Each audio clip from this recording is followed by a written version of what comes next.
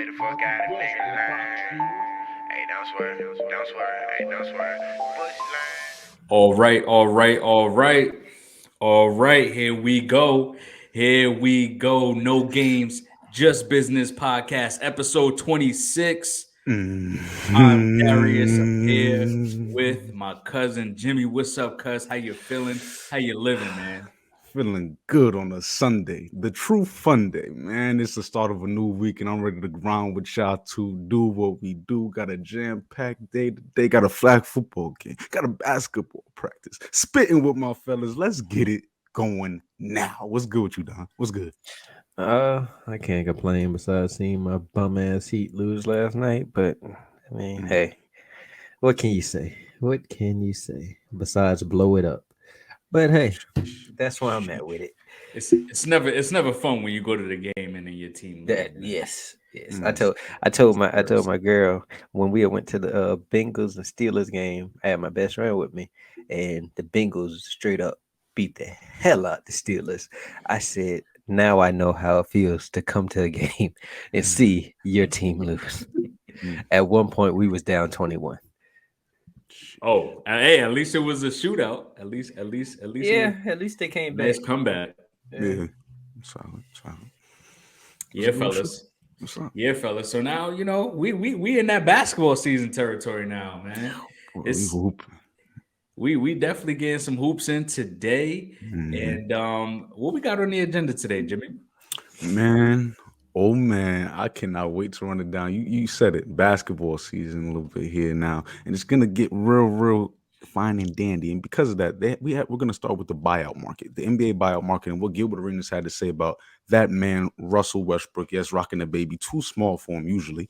This man believes that Gilbert believes that this man Russ is a top tier guy. And we'll speak on how far they can go, and we'll speak on what his expectations were. And from there, we'll go to number two, Beal. He's tired of losing, or is he? We'll speak on that as well. And the dream playoff matchup for this year's playoffs in just maybe about 2 months from now. And from there, we'll go into that bad man, Lamar Jackson, the guy who's had contract talks for a while now, and it's really getting to the end of the road. It's make it or break it now for these Ravens and Lamar Jackson. And what will they do? We will put our caps on and talk about that too. And we will go into the NFL salary cap candidates, the people who will be cut, the cut candidates. These teams are starting to set up for, we spoke on a little bit earlier, teams rebuilding and maybe needing to cut ties with certain players that they may need. So yeah, we'll chop it about that and see who will be off these teams and where will they go. And from there, we will break it down with a beautiful segment from a beautiful mind. Yes, cuz great topic here. We're talking about 32 in 10 weeks. We're talking about 3 per week. We're going to break it down, dissect it, talk about what these teams need. We're going to start with the top three picks of this NBA draft. We're talking Bears, Texans, Cardinals. Let's get it. Let's pop it. Let's go. Before we get started, I'd like everybody to like, subscribe, share it, send it to your mama, send it to your grandmama, share it on Twitter, share it on Instagram, Mm-hmm. Snapchat it, Amen. TikTok it. I'm Mm-hmm. missing any other social? Oh no. MySpace it. Oh yeah. MySpace What, throwback. what I'm missing? What I'm missing? I mesh it. Something Mm-hmm. else. Just Everything. anything. Mm-hmm. Hey, man, just share it, man. Just Yeah. just share it. Show some love. Yeah, drop a comment. Let's chop it up in the comment section. Let's get it. Let's do it, fellas. NBA buyouts, man. NBA buyouts. Which NBA buyout do y'all think was a big one? And what can they do for their team? Jimmy, you want to start us off?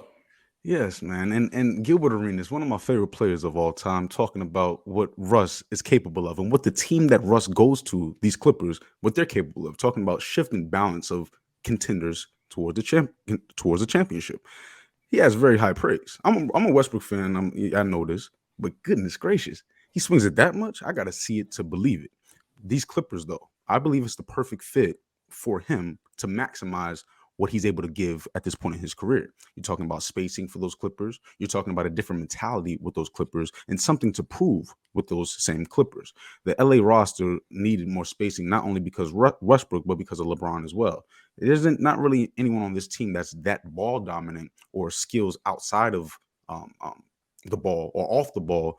is in question for me. And when I say that, I know LeBron can play off ball very well, but I believe Paul George and Kawhi do it on a different level, and that would help Westbrook more so than the playing with the LA Lakers. So I got those Clippers being able to, do something with this pick. Beverly was nice. I like Beverly, but the Russ pick is going to be a little bit different because of what they have on the roster already that complements the attacking, penetrating Russell Westbrook. He's not a floor general. He's not your traditional point guard. And, you pick and choose, what type of style you like. But Paul George and Kawhi have proven they can attack off ball, on ball, but a point guard would give them a different dimension that they haven't had in these last couple of years. They try to do it with John Wall, but we see what's going on with him. Durability. What's good? I'm a piggyback off of you because I got Westbrook also. The only I like that pickup because they didn't have a point guard. They didn't have somebody to make like the decisions out there to who gets the ball when and all type of stuff to feed Kawhi and feed Paul George. And Westbrook can do that. I mean, what that was the night before last, they went into two overtimes against the Kings and they put up like 175, 174. And I mean, Westbrook played pretty well. I mean, he wasn't doing his Laker Westbrook stuff. I'll say that, where it was just like bad decision after bad decision. And I was impressed. I mean, if they play like that,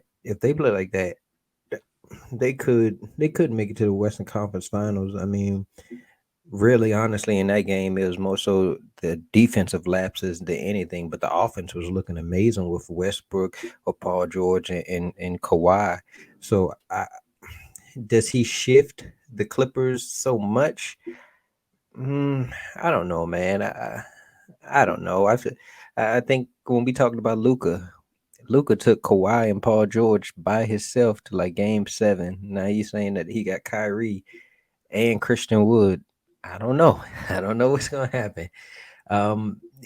Hell, even the Lakers been looking better lately. So I'm just like, I don't know if Westbrook is gonna really change that much because I heard Gilbert say that also, and I'm just like, I don't know about that one there. I mean, don't get me wrong, Westbrook is still a good player, but he isn't MVP Russ no more where he's changing like the dynamics of what's gonna happen in a series. Like, could he have like some good games in the series? Yes, but he also can fuck that thing up for you also.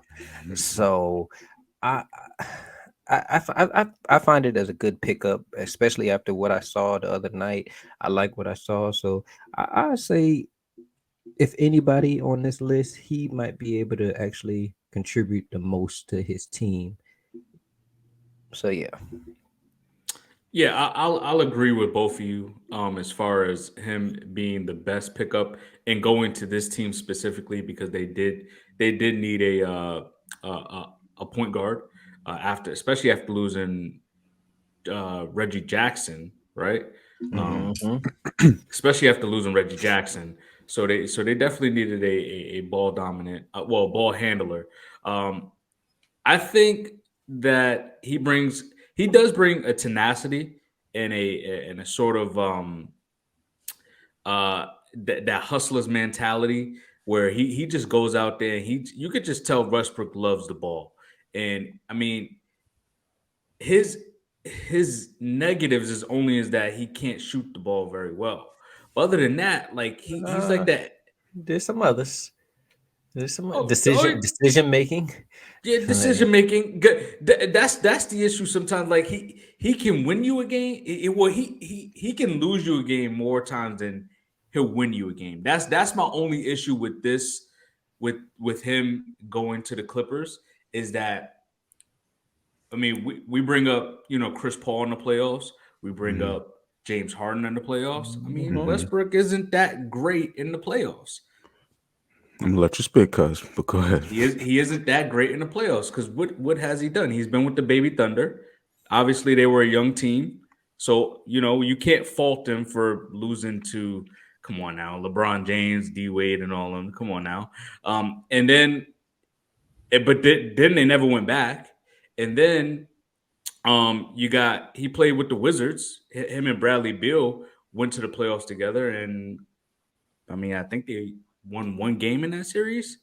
Don't Uh, forget when Dame knocked him and Paul George out Yeah, on that game on him that him and him and Paul George played together before. That didn't Mhm. work out. we could see that the Lakers are playing pretty well without him. They I missed the mean, playoffs last year without he's him. With him, he's like he's a stat machine. Y'all niggas woke me up. He's Y'all just woke me up. he's a stat monster, but I don't think he's changing them in a way like, oh wow, that's a solidified, NBA Finals championship roster now. he just be trying that bad. He'll be able to get Paul George and Kawhi on some good passes as he dribble and kick out, which would be perfect for them because you're right. Jimmie was right on this. They play very well off ball, and that's why I like Kawhi and Paul George.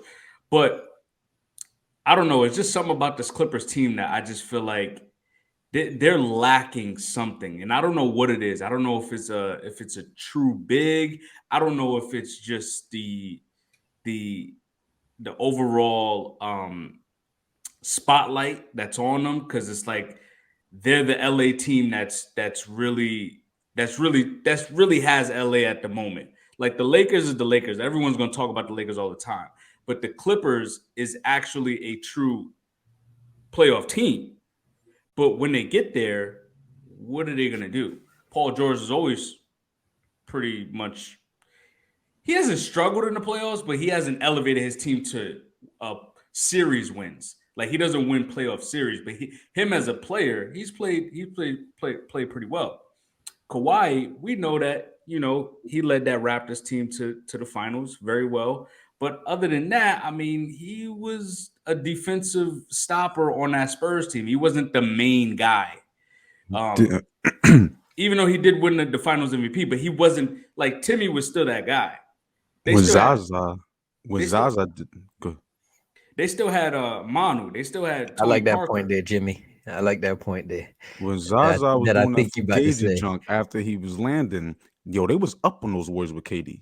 Kawhi was a legitimate, when he was playing legitimate top 5 player in this league on both ends. Kawhi Leonard without Tim Duncan. Kawhi Leonard without Tony Parker. So, I mean, Kawhi's been Kawhi for a little while now. Yes, he was better with he's proven. Role. He's 1-1 as a role play, 1-1 as the guy. So I feel you on that one. He's definitely proven, but I mean, how long has he been with the Clippers now? This is what, third, fourth year? I think it's third, fourth year with the Clippers. True. They haven't done anything.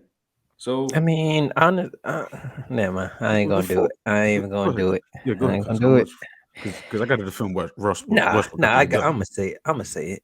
What team out west has done anything? To be honest with you, like I'm not even with that Lakers stuff. Like y'all want a bubble ring. Like y'all ain't did nothing. I just gotta say them. The bubble championship. I just gotta bring that up because I know somebody gonna say, "Oh, the Lakers did, bro." Like the Lakers won a bubble championship, and it's been evident that they only won that because of the long break that they got in between the season. Because LeBron and AD can't stay healthy. We've seen that for every year since then. So now I'm supposed to give LeBron is understandable. AD is the one that's just like, what's going on in your diet? What's going on in your training that you can't stay healthy, brother? And so that's why I'm just like, I get what you're saying about the Clippers, but nobody out west has. Well, oh my bad, Golden State, my bad. But everybody except Golden State has not done nothing because even if you think about the Nuggets have had high expectations, still have not lived up to them. Every year, people talking about the Lakers going to win the championship or do this, they do nothing. Clippers do nothing. And the Suns after they made it to after they got Chris Paul, they made it to the finals, but they didn't do anything. Was not that difficult. Jamal Murray was hurt. Kawhi was hurt. You see what I'm saying? PG almost dragged that Clippers team. I mean, that's the only time PG's showed up in the playoffs since Indiana. I mean, the Celtics, when they made it to the finals, was their playoff road not that difficult? Last year? Yeah. Every played round Miami. Tyler Game 7 was banged up. Yeah, Tyler Hero was banged up, and was it Bam banged up as well? I don't think Bam and Chris Middleton. Yeah, Chris Middleton was out with the Bucks. The only thing about that, is they took both of those teams took them to 7. So at least you still had to deal with Giannis, you still had to deal with Jimmy Butler. who they had in the first round. They Kawhi was their best player. You're right. they had the Nets who was Yeah, they dealing swept with the Nets with KD and Kyrie. yeah, That but was legit. that whole season for the Nets was just like I they agree. didn't have West. I mean, they didn't have they Kyrie. traded James Harden. I think KD there wasn't KD asking for a trade at one point. It was a lot of stuff going on in that organization that year, and it was just like I'm not surprised that happened. I agree, but the Celtics one is a little bit more valid because they actually beat some really good teams that still had some like you talking about Katie and Kyrie. Then you went and beat Giannis and still had Drew Holiday. Then you went and beat Without Bam. Middleton, I mean, you Without went and Middleton. beat Jimmy Butler. I mean, without and Bam and Hero. Years before that, they were in the Eastern I'm- Conference Champions. At yeah, this point, multiple I'm times. like Mhm. I think my team can go in and win. If I'm Boston, obviously if I'm Boston, we can go in there and dominate the Heat without Bam and Tyler Hero, and you relying on Jimmy Butler to be your main scorer. He can mean, In the score. playoffs? I was gonna say, but that game 7 of last year, it came down like the Heat had a chance to win. Butler went for the 3 and missed it. That's why they lost the game. That's very true. I That is mean, very true. I can't. I'm not gonna poo poo the Celtics because the Celtics, like they've shown Jimmy's word, they've shown a level of consistency of being able to get to the Eastern Conference Finals, and that's with like baby Tatum and baby Jalen Brown to now where they those guys. So I'm They not better gonna. be. Yeah, I'm not gonna poo poo them. I just those teams out west, besides the Warriors, have not done nothing. And I can't let y'all poo-poo that man Westbrook, and especially in the postseason, without defending him. So Westbrook is a clutch player. You brought up right my fault. James Harden, Paul George, Pandemic P. Let's not forget about that. PG-13 Pandemic P. You talking about some playoff P. I want to hear that. You didn't associate some whack playoff name with Westbrook. He's actually clutch. If you go look at clutch points since he came in the league, he's top 5. This is a clutch player in the postseason as well. And then let's not talk about a situation because that Andre Roberson, Steven Adams, he was one of the better shooters on his teams religiously. James Harden, a lot of times, is why they need, like, he can't play bad.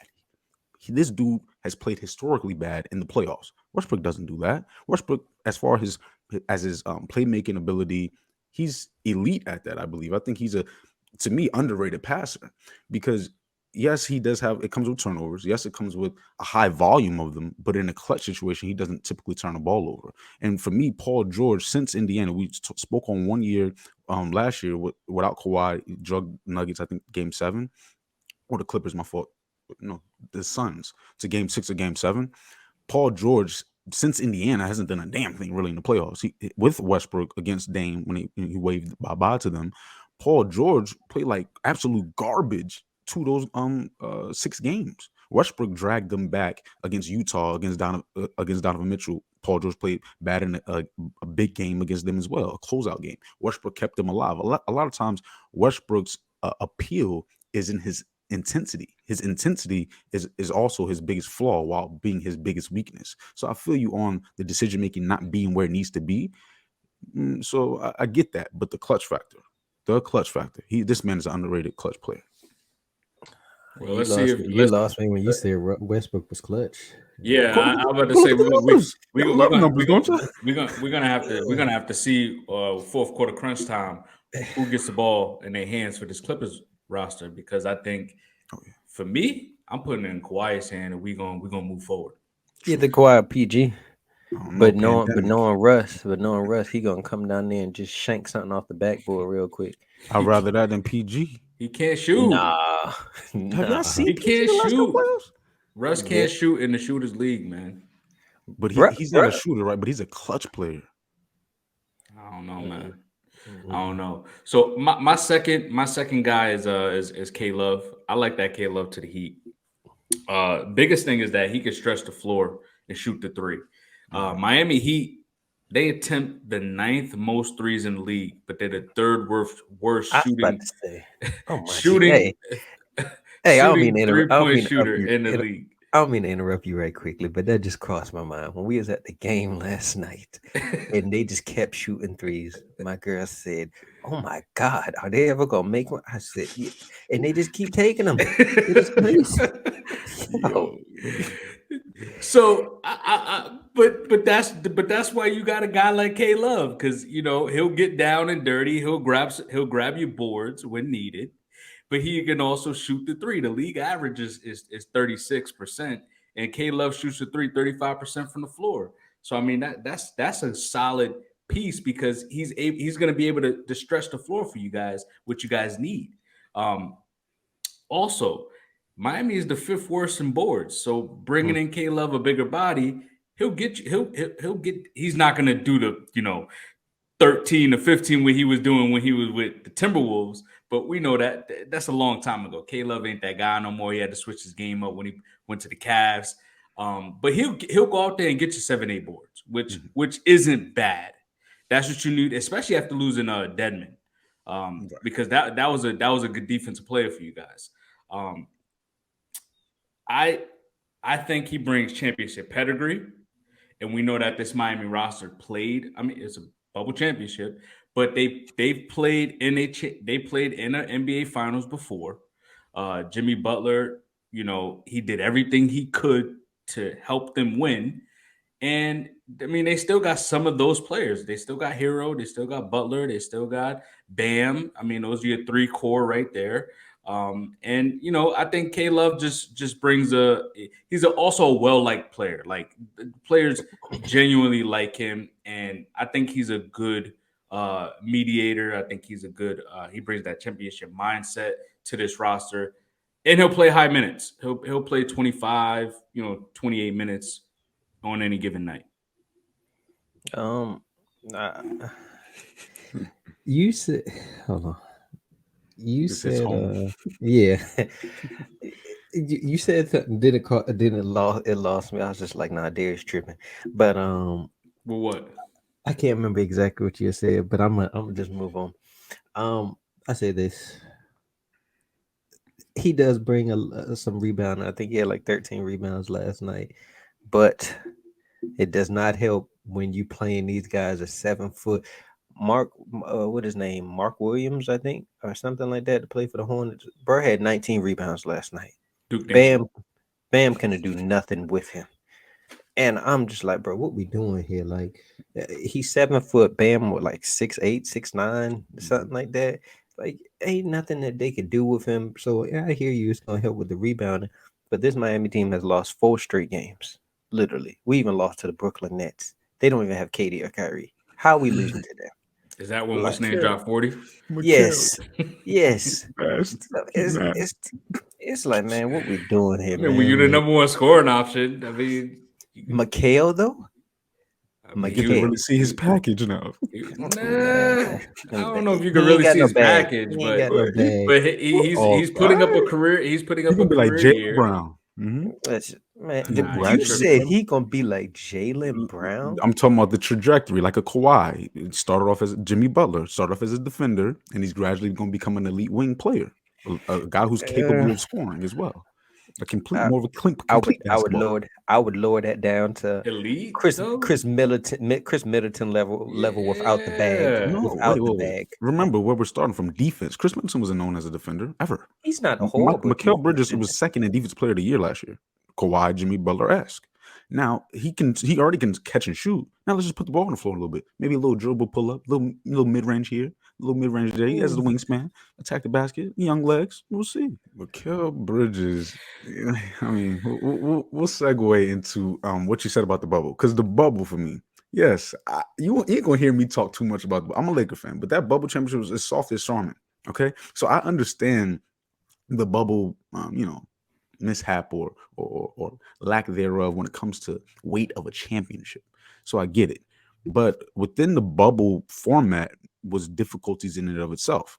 These teams with veteran players like the Lakers were able to lean on those guys who've been there before, or who've performed with different circumstances. You talking about shortened season and things of that nature, lockout and stuff. Those veterans dealt with that. Those younger guys weren't typically able to. And then also, role players play different when fans are around.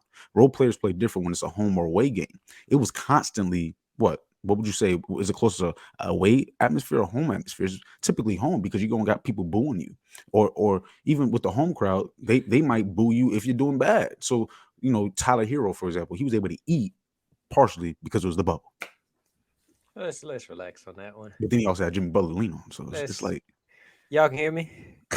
yes, very clear. Let's relax on the Tyler Hero. I mean, Brett shows up some nights and some nights he doesn't. Brett dropped 30 something last night. Let's not just say it's the bubble for him. Duncan Robinson, it was the bubble. The Heat, I mean, I like the K-Love edition, but like even when we was there, you hear fans in the background. K-Love fell on the ground. They said a fan yelled out, "Y'all better get that old man a stretcher." It's like, how much can he really do? I mean, he did knock down some threes for us last night, and he did come up big with some rebounds. But I mean, I don't know if Philly offered him a contract. I get it, he wouldn't have been starting, but I probably would have went to Philly, to be honest with you. Miami is trash this year. I mean, I need a center, a real center. Bam, but Bam's good, but it's just I don't know what we need a legit score. I mean, like if you would, it was clanking threes left and right. It was a lot of turnovers going on. It's we didn't have your favorite player, Kyle Lowry, out there. It was just a whole bunch of just nonsense going on. That's a pro, okay? Not having him was a pro. Make him a coach, assistant coach. That's better. Haslam, something like that. Yeah. Who else you got? Who else you got as far as it's the guy. This is the first person I've ever shown 9-9 being, and that's Patrick Beverley. If he can make it, mama, you can make it. This is solely effort based when it comes to Patrick Beverley. The intensity, the passion, the entertainment is beautiful. So I believe Patrick Beverley on this Bulls team fits their formula already. You're talking about Lonzo Ball, defensive-minded guy first. Patrick Beverley's a willing passer. He's not looking to score. He's not Lonzo with the playmaking, but he's not going to make it to where the ball is sticking. The ball is going to pop with Patrick Beverley there. He has championship pedigree as far as the style of play. If everyone played like Patrick Beverley, the team is in better hands because he does the little things, the details. So I believe you add that with you got your Caruso, Levine, DeRozan. If DeRozan catches fire at the right time, along with a healthy Zach LaVine, they might be able to spoil someone out there in the East just because the East isn't as strong as it used to be as far as top end talent. So for me, it's Patrick Beverley. Jimmie, I don't know what you smoking over there. Pat Bev don't affect nothing. Yeah, especially going on that Bulls team. I don't think he's doing much. I don't think he's doing much on the Chicago Bulls. He ain't doing nothing besides just running around doing nothing. He's not a leader. To close out, box out, to hold the big guy, dogs accountable. Who do you think they can really take on any given night? No. I thought you was gonna ask. Who do you think he is? Now, I honestly, I think the only team that they can really knock out on a given night, if DeMar DeRozan is hot, is the Hawks. Other than that, any other team is beating that Bulls team. The Heat? Nah, I'm taking the Heat. I don't know. The bucket. If Zach LaVine's healthy, mind you, I take Jimmy Butler in the playoffs over any one of those guys. We saw what DeMar DeRozan's been. Even the combination of both of them, Zach LaVine and whatchamacallit? I'm not a huge fan of Zach LaVine, but that's just me. Okay, I feel that. He's definitely. I just don't think that they really like that. To be honest with you, like they got so much issues going on over in Chicago. Second round exit at max, at the best. I don't. Second round exit. First round exit at max. They got to make the playoffs. They're in the play-in. True. They're not even in the play-in. They didn't even make that yet. That's why the Bulls are trash, man. Like, who's the top 5 players in the East though? Tatum, different teams. Tatum, Butler, Giannis, Embiid. Julius Randle, the shooter, Donovan Mitchell. Oh yes, Ju- okay, there we go. Nah, he lost me when he said Julius Randle. I Yeah, don't know I what don't- he talking about. Whoa, I didn't mean to say he was top 5, but I'm just saying he's not He's one of better his. than DeRozan I in the mean, playoffs. I ain't going that far, Darius. Yo, I mean, he hasn't yo, even really been to the playoffs. When's the Knicks been in the that's a, playoffs? that's a part of the point. DeMar at least has experience there. Oh, okay. The question was who's better than DeMar? Who's Like better In the than DeMar playoffs. I think he's in the about playoffs? 6'7". Okay, I'm Right, sorry, right. I didn't hear that part. I just thought you said who's the top players in the East, And and I was just hell, saying Julius I was gonna say Julius Randle's. Jalen Brown's still better than him to be honest with you. We talk about I mean Holly Burton. You saw what happened to the Pacers once she got hurt. True. But He's nice. with him, oh my goodness, he's making that team. He's leading that team to the playoffs when he's healthy. All right. So another one for me, I got one that I like is Reggie Jackson. I like Reggie Jackson to the Nuggets because you lose Bones Highland, so you lose your young talent, but you bring in a veteran ball handler that comes off the bench and is a score first guard. So when Murray's out, because Murray battles injuries from time to time, now you have a backup that you can count on. Because honestly, Reggie Jackson, I mean, he's been a leader for that Pistons roster when he played for them. I mean, he did play with the Baby Thunder with Durant, Westbrook, and Harden. So he's played with stars and superstars. I mean, he's played with Kawhi. I mean, he's been around some big time teams. So he knows his way around the league. I mean, he's double digits points in the regular season and in the postseason. So I think he's a sleeper pick for that Nuggets team that's playing very well this year. And I think he's a solid pickup for them because they are another team that needed a ball handler. I definitely agree. There's not many times that point guard's going to be able to be playmate for. The center's playmaking for him as well. So I think it'll be very good for Reggie Jackson's game. He's a true scorer. All right, so we are going to segue right into this Bradley Beal and Dream NBA playoff matchups. All right. So, does Bradley Beal want to win? And what is your, dream scenario as far as a playoff matchup for the East, the West, and the championship? You know what? Me and Jimmie had a topic similar to this very, very early on. You guys might want to go check out some older, segments as far as episode 1 or 2, I believe. And you know what? He's not the player that this guy is, but the situation is kind of matching up here. I compared him to Melo. Melo is one of my guys. I think he's slept on in this league. But Bradley Beal isn't the Melo, but what he did was go get the money. And I'm not mad at you.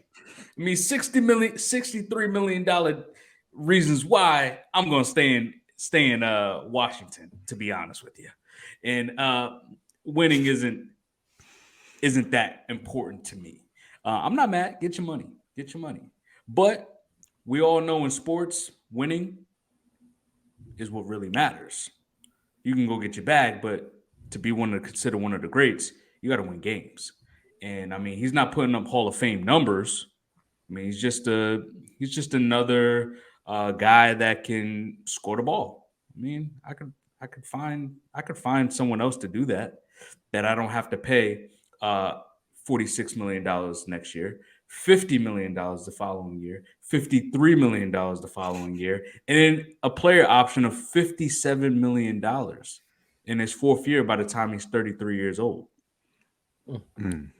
I mean, what is a contender's going to use him for maybe 2 years and, hope that, he doesn't take his player option or that buyout is going to be then you're going to fall into a possible Westbrook situation where the guy is just getting paid way too much money for his value.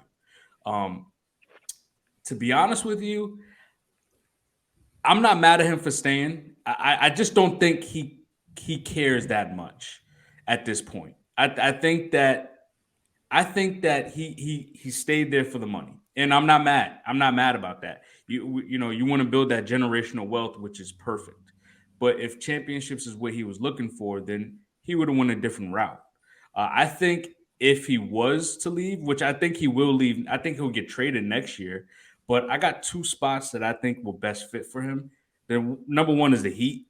They need Here we go. they need an offensive weapon, and Bradley Beal is gonna put up consistently 20 plus points a game, but they got to find the cap space to even pay him. So you got to give up. You're most likely gonna have to give up Hero.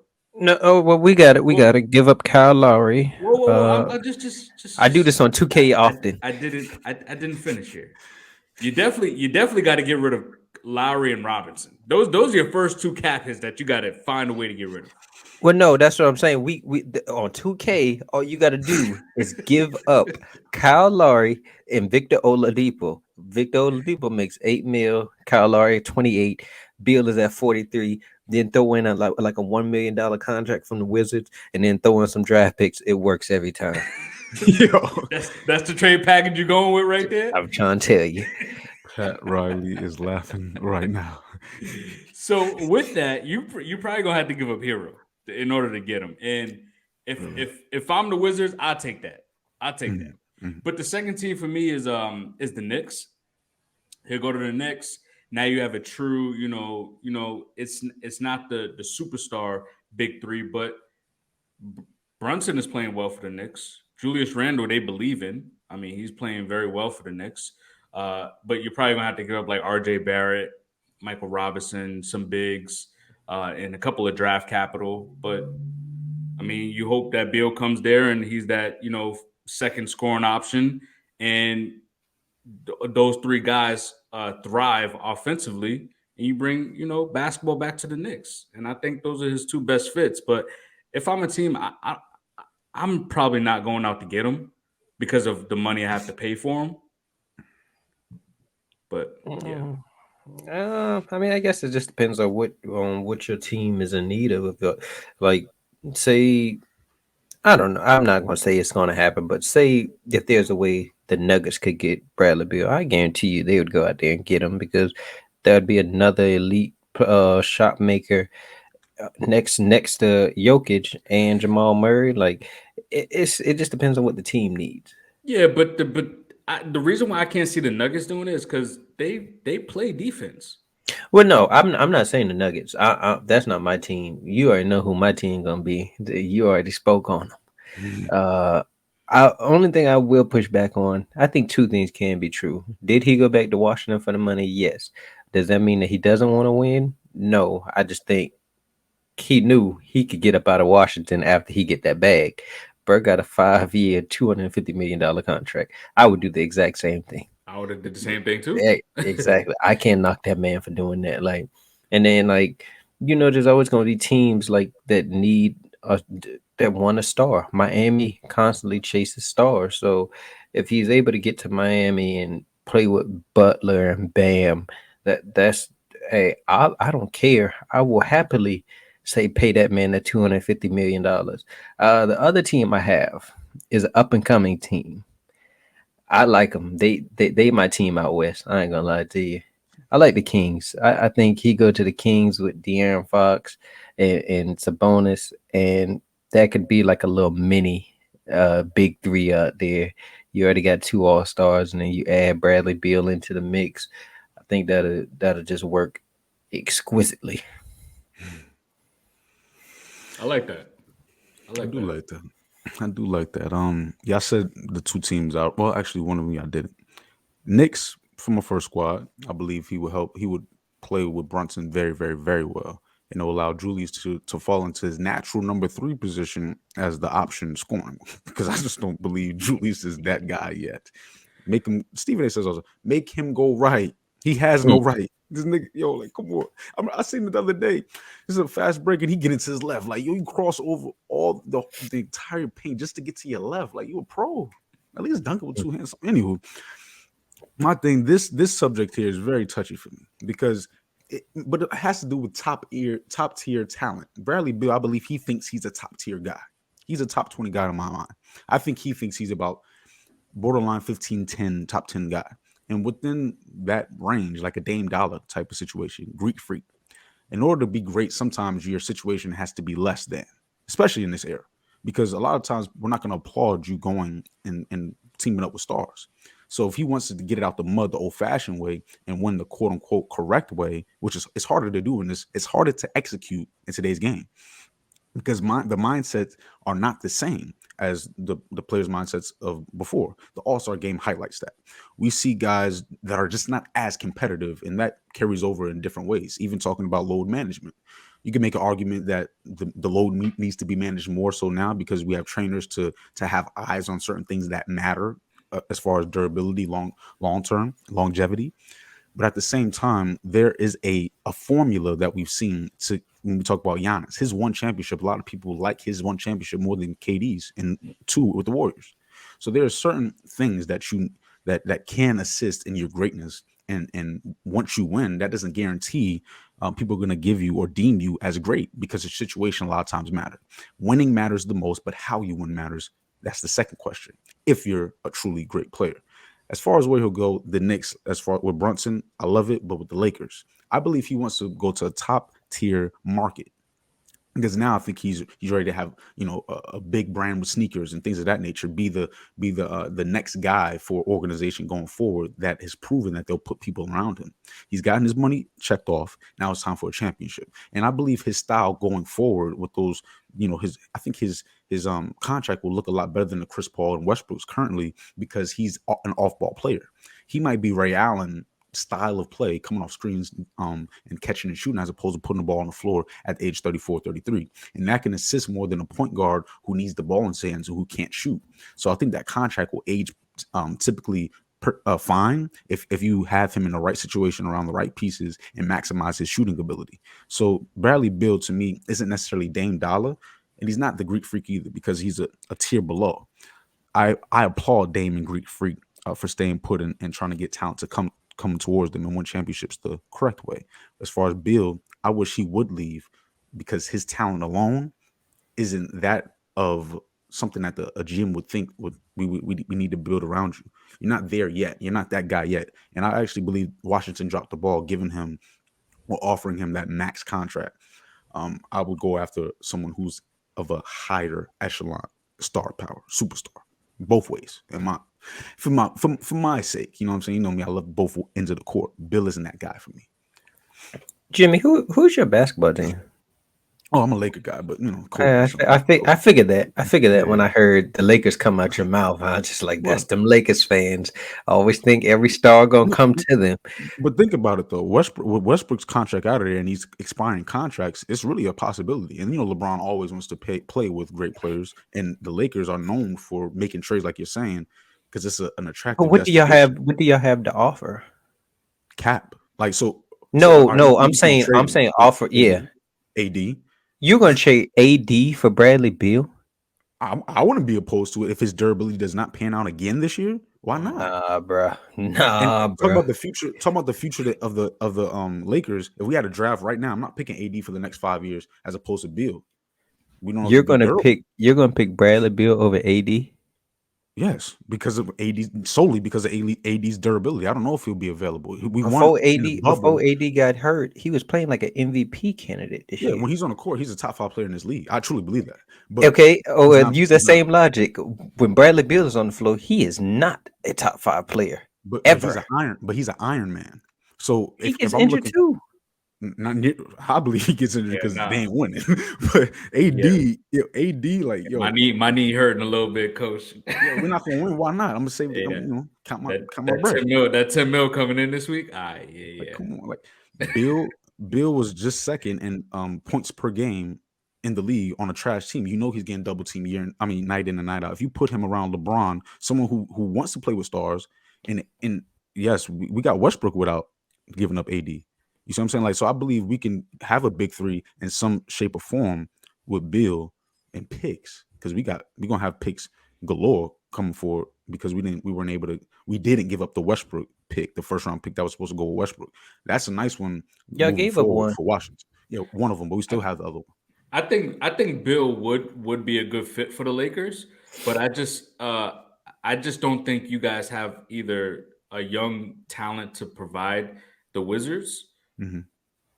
and also the cap space to even because you still whether or not I mean LeBron is still going to make what 50 damn near $50 million. Something around there. $50 Yeah. million a year. You're gonna have to pay Bill $50 million a year. You're gonna have to pay AD 40 something $million a year. I don't know what his contract is, but you got three guys in damn near max deals. I mean, you're gonna have to just be signing players for the veteran minimum, and you're not gonna be able to build around those three. AD can't stay healthy, and LeBron obviously can't play all 82 games. I mean, Don't forget Bill. He another one. I'm not I like, but Jimmy did say he's not he wouldn't go out and get Bill as well. So I think I think me and him are on the same page. I would much rather go get a different player than Yeah. Bill. But well, my only thing with the Lakers is it's like it ain't even it's Lakers too, but it's more so y'all don't have nothing nobody wants. Like I don't get it. Nobody wants that mess that they got over there, and they keep offering like, oh, the Lakers gonna be in on this guy, or the Lakers could get this guy. What assets do you have? There's plenty of other teams out here that have way more assets, You know, and huh? you know what I think they're using it as their assets, but they also don't want to give it up. It's their future picks. When LeBron isn't there, But that's what I'm they saying. They have already to gave pay. up one. Yeah, You still have yeah, another one, though, but yeah. They still Yeah, have. they got one, but what I'm saying is, you can't trade picks in consecutive years. So true. you gotta so that's what I'm saying. I think they might have a first round pick somewhere down the line, but they only got one that they can trade right now. Because they traded, I think, the 2026 or 27 pick this year. You can argue that depth is something, like when you look at the teams that are in contention, the Celtics and Clippers come to mind. And really, the Clippers is just my heart saying that. And you said it earlier. You said Western Conference. I was like, wow, I'm shocked. I said second round exit for the Clippers, but they have depth. And with that, the Lakers actually have depth. After this trade, we have Mhm. mad depth. And with that depth, a lot of people are going to be falling off the roster. The formula going into the Westbrook situation was paying three max guys a high salary. So we've seen it before, and especially with LeBron. Before we've seen it, and I think LeBron will restructure his deal. He's not looking for that money. Sometimes you'll see him cut back like or go with 1 year deals. This is something different within the last I think 2 to 3 years. He's in this 4 year deal, so this is a new formula for LeBron because of his age. But I believe that Rob Pelinka, his job is on the line within the next couple moves. If he don't make certain moves that will allow us to be in contention next year specifically, and that means trading AD, Yo, you why need to you want give to get rid of AT so bad, bro? bro. Is he not one of the most injury prone players in the league? Oh, The bubble, He is, but when he's on the court, bruh is top 10. right? Top five, top 10, You whatever. you send you send AD to the wrong team, and that team can go to the finals. Yeah, they beat Send, Dame s- Dollar hey, in s- the first send round. I her- know. send him down there to Miami. I hope y'all have better trainers because that's the only issue, bro. Y'all Like can take Bam. the only reason we want to, I want him defensively. I want him durability. I want his leadership. He gonna go up with two hands. He's not gonna fade all the time. I actually like that. Be physical, be strong, be the big man that you are. But AD, the only reason we won the championship is because Bron and AD got rest, like I said. Mhm. So is there gonna be another lockout or bubble here soon? I don't think so. So I need to see them trade him for the true value that he is before he starts to regress. And I don't know if y'all did anybody else, but I just wanted to say right quickly. I also had Damian Lillard. He another one. He can come down there to South Beach to us also. That would be We'll sexy, right? we'll welcome him. And Man, I'll be going to I see also that. got Cat going to the Knicks, going back home. Well, he's from Jersey, but still. I like that. I like that. Cool. All right, let's get into these dream playoff matchups. Which I got. Man, I'm gonna start out east, man. I was able to see Joel Embiid almost take it from those Celtics last night with that late game, almost winning shot from the other 3-point line. Me and Baby Miles was going crazy. My queen, we was going crazy. Now, 76ers against the Cavs, bro. It's a battle of the bigs. And y'all, I love the bigs, man. They make me smile. Go up there and tap back, boy. Let's play big like the big men we are. And from there, we go Harden, Matt Mitchell. This is a series full of matchups, beautiful matchups. Harden and Mitchell are on two different ends of the spectrum for me. Harden in the postseason, he typically regresses. And Don, he steps up. Don, as far as his clutch factor, I would say it's on a different level than Harden in the postseason. You're talking about young stars, Maxey, Garland, the third option, the X factor. You could maybe put Tobias in there, but I believe Maxey should be truly their third option. And from there we go old school. There's no school like the old school, and the keys to the game is really Joel Embiid being able to get Jared Allen in foul trouble. It's Harden being able to match Mitchell as far as in a different way though, playmaking, be able to get the ball to pop when Joel is not cooking, to get the spacing. PJ Tucker, Tobias, Maxey, you got the dude Milton. These guys are able to space the floor. It's a different matchup, but it's a beautiful matchup because you're talking about Mosley, a true power forward who can also stretch the floor. But what they're trying to do is more so high-low actions, get Donovan Mitchell downhill. I love it. Garland being able to be the playmaker we love, but also extend as well and eat for him and cook for himself.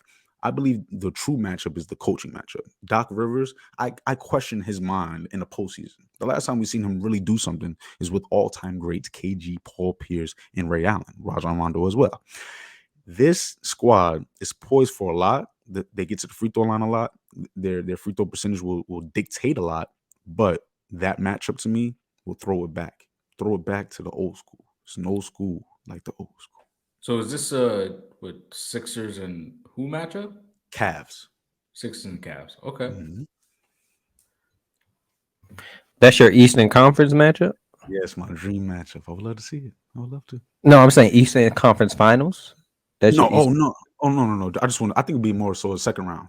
I think it'll be based off seeding and stuff. I think the Cavs in the middle of the pack,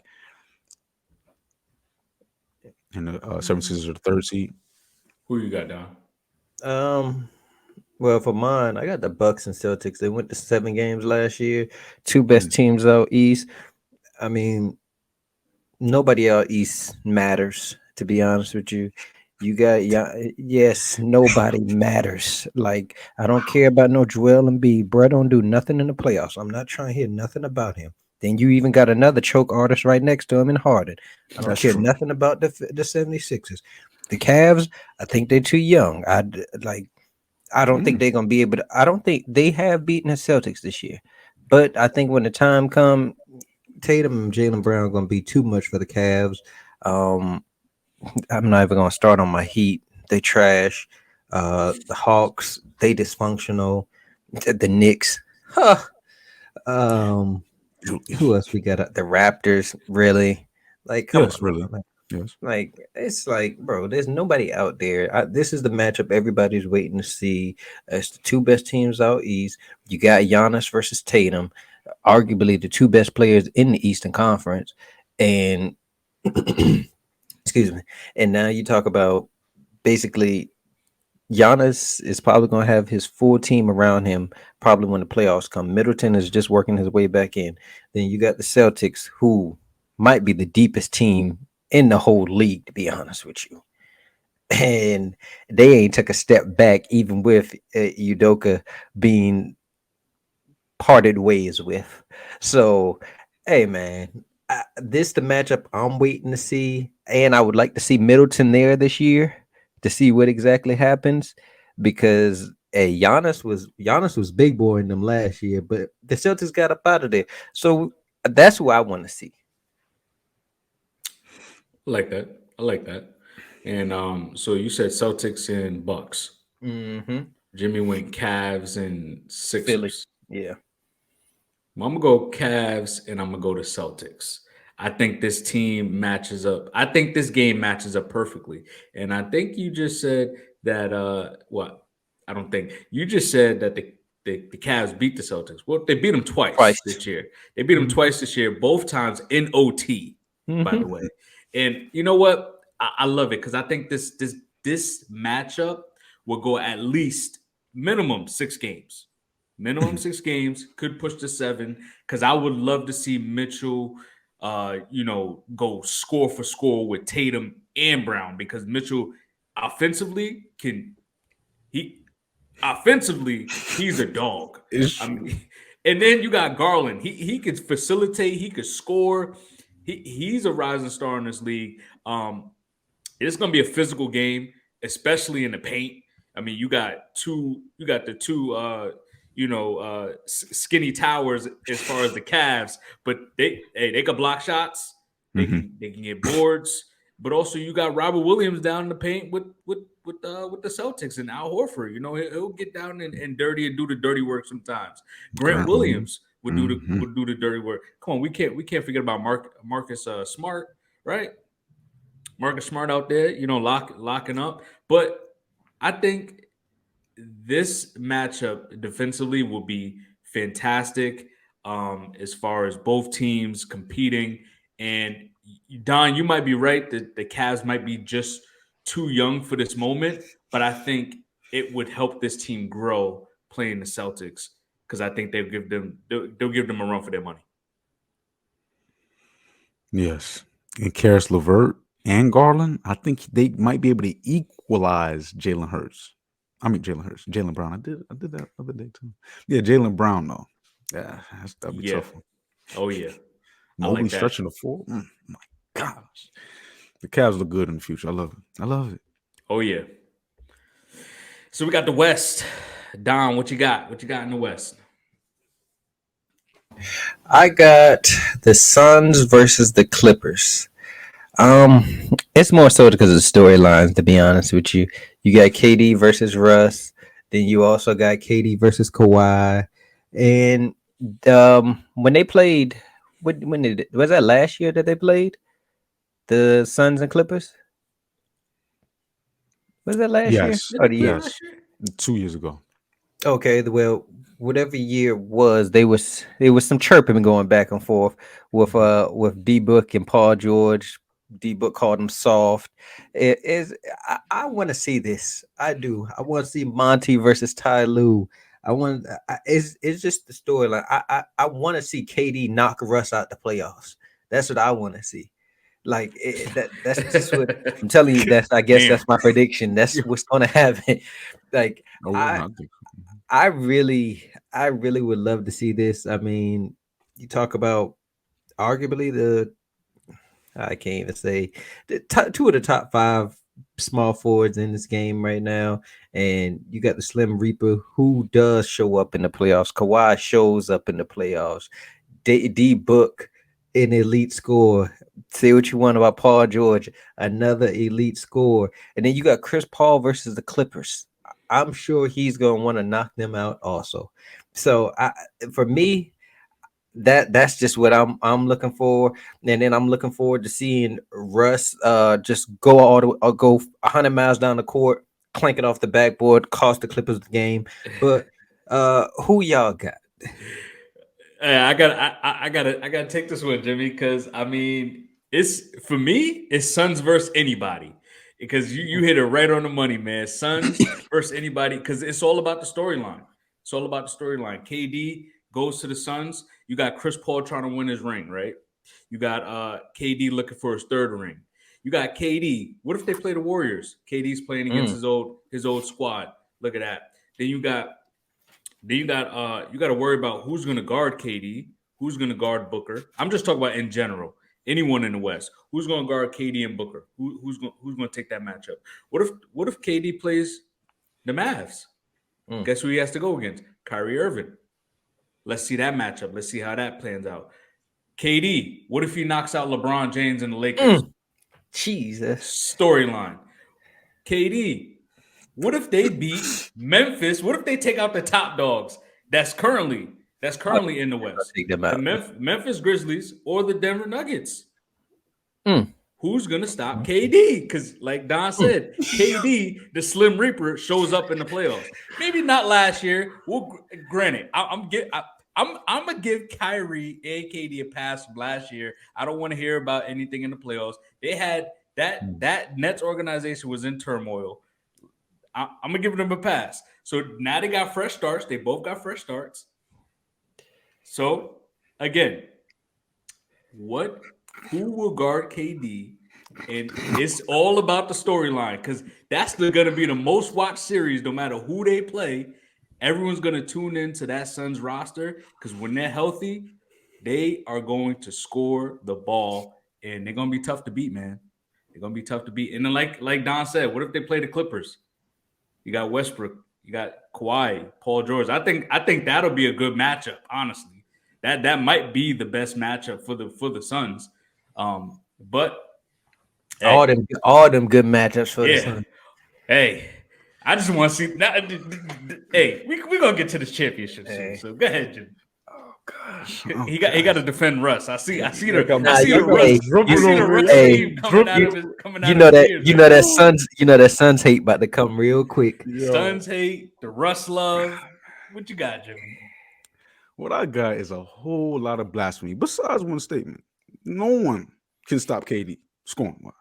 You see what I'm saying? Only KD can stop KD and a team defense, which the West has nothing to show of, like those Celtics did last year. And we are going to speak about last year because I don't give a damn what's going on behind the scenes. Y'all just exposed what was going on behind the scenes. Somebody always got something going on behind the scenes. We just know what their story was behind the scenes. It was being shown on FS1, ESPN, Fox, CNN, so we get it.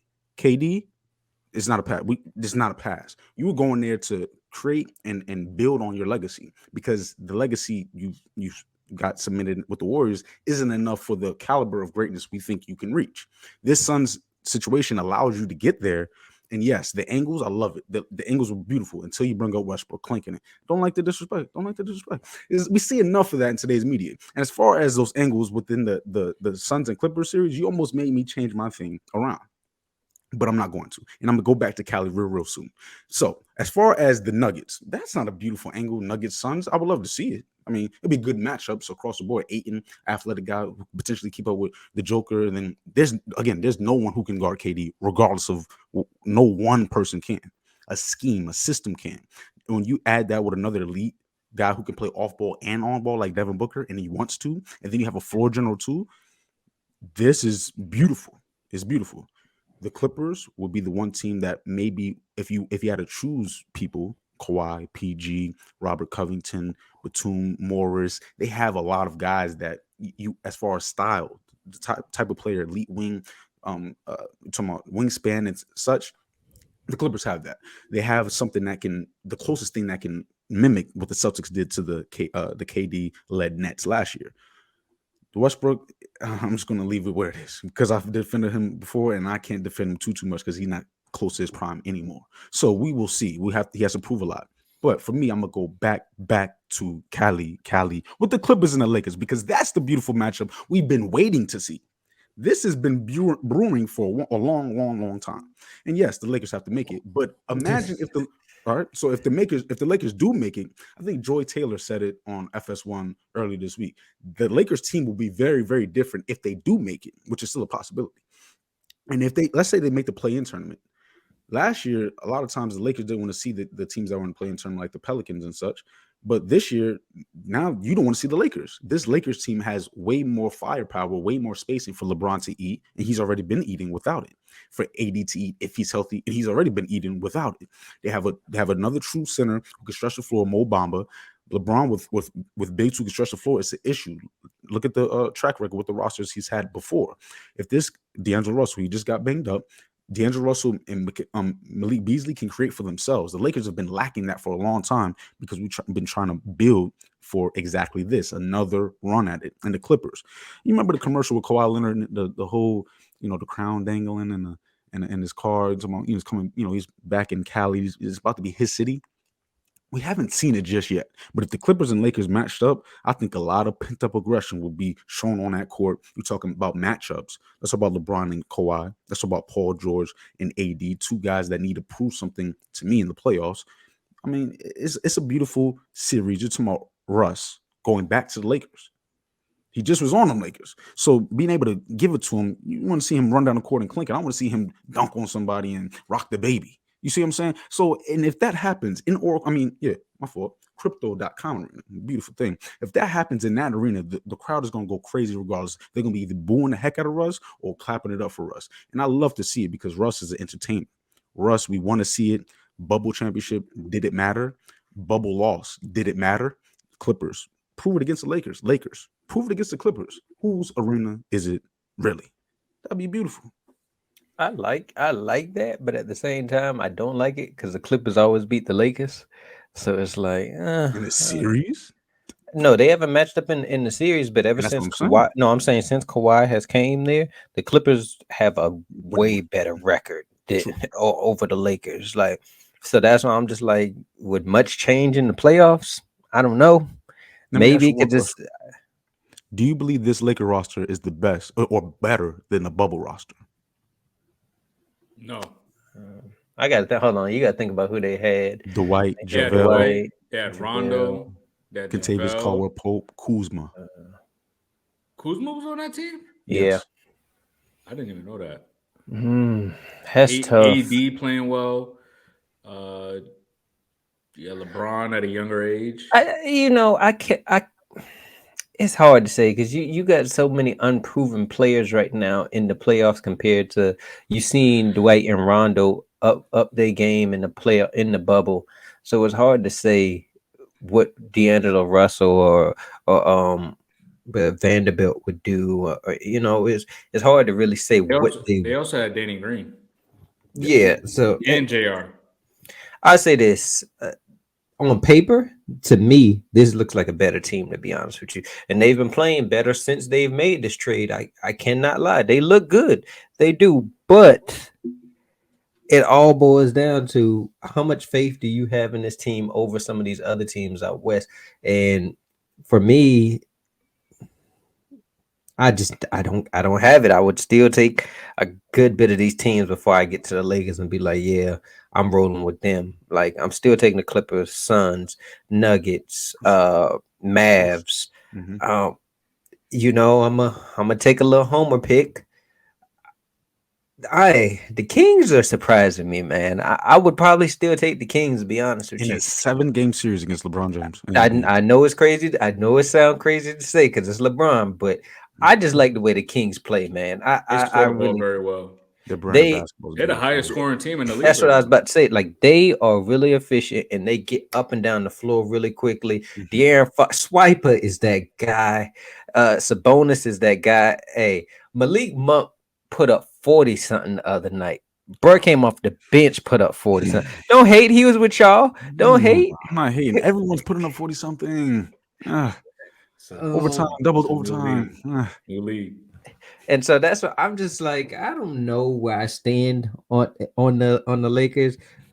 I say this. I probably would take them over Golden State. Like Golden State has really fallen off, and I get it. They don't have Steph, but I'm just not impressed. I really ain't. You say you take the Kings over Golden State? Yes. Right now. Yes. Without Steph, yeah, I'll take them. Yes. A 7. Well, yeah, of course, without Steph. In a 7 game series, probably not because Golden State has been there so much. But I'll take the Kings over the Lakers. In a 7 against LeBron James. Mhm. Whatever. Wow. I'm just Man. it might be partly because I'm high on the Kings. So I'll preface that by Nah, saying nigga, I you might high be as a little hell on bit the Kings. You high as hell. I'll preface that and say I might be a little bit biased when I say this because Okay. De'Aaron Fox is my favorite player in the league right now. So I'll say that. So don't hold me to this if they lose to somebody and be like, Don, you said that. Nigga, I told you I was biased. Okay. Thank you for prefacing your comments. Yo, this and the last thing I will say about this Cali, rivalry, whatever you want to call it, just because Kawhi and him has been winning since he got there. Russ, this thing, it affects and puts a lot of pressure on everybody. The Clippers, the Lakers, and Russell Westbrook. The window for the Clippers is steadily closing. The Lakers just had Russ. And Russ, if you don't show it here, I don't know if you're going to be able to show it anywhere after this. Will you be on a roster next year? This is one of your biggest fans here. Jimmie Rankin, Russell Westbrook fan. I rock the baby. I got the why nots in the closet. About to whip them out. Yo, you got to show something this year. This year, right now. This is ridiculous. Oh man. Jesus. Oh man. First, he got the wide knots in the I got the closet. why nots. The high top. Yeah, the zip ups. It's nice. It's smooth. Championship. Which y'all dream championship matchup? For me, again, it's the Warriors and the Bucks. I want to see Giannis have a potential to win his second championship and solidify something. And Steph, we're in the midst of a dynasty. I always want to see this dynasty go as long as it possibly can. And Steph Curry's changing the game daily, monthly, yearly. So I would love to see that. Go ahead, Darius. All right. Go ahead. I got the Suns and the Bucks. the healthy Bucks. I want to see a full healthy Bucks roster with their big three, Holiday, Middleton, and Giannis. And I want to see the X factor with KD on the Suns. Suns get their rematch. CP finally wins his ring, and I mean the Bucks. One of you guys brought up a point. The Bucks is playing very well right now. They're on a 13-game win streak, so they're on a tear right now. And Giannis is on a mission. And but I want to see, that's the matchup I want to see again. I want to see the Suns get an opportunity to win another championship. And with this roster, I think they will. Let me ask y'all a quick question. I hear y'all both said the Bucks. So y'all have the Bucks coming out the East? Oh, y'all get to that when we get there. I would love to see them come out. I love Giannis's intensity and passion, but Jason and Tatum need to be Jalen and Tatum. Jalen and Jason need to be those guys. This is the time to elevate. This combo should be elite for years to come. But Giannis has already shown he's elite. So I'm not saying the Bucks is going to come out the East. That's just my dream matchup. I don't know who I got coming out the East at the moment. But I guess we get to that when the playoff time. Yeah, we need to see the Suns will be there. Mine is the Suns and Celtics. I want KD to get his revenge on what the Celtics did to him last year. He'll have a better co-star this year, and then he'll have a floor general with him and a more better all-around team with him, with a way better head coach who knows how to make adjustments and put his players in the right position. You talking about three of the best mid-range killers that we ever gonna see.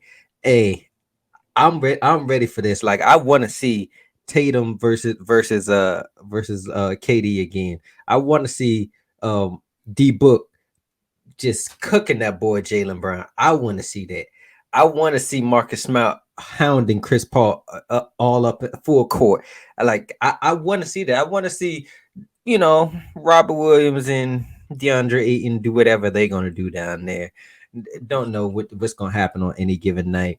But I'm really interested in this matchup, and the Suns bench is starting to get a little bit better. I mean, they got Terrence Ross now. They still have Cameron Payne came back the other night. They still have Damian Lee. I forgot Lindale. I think that's the center name. And they talking about maybe bringing in Melo. So hey, that'd be another little scoring punch off the bench. Yeah. Warner is fine at that spot. Derrick Rose is a more attractive pickup, I believe. That too. Wow.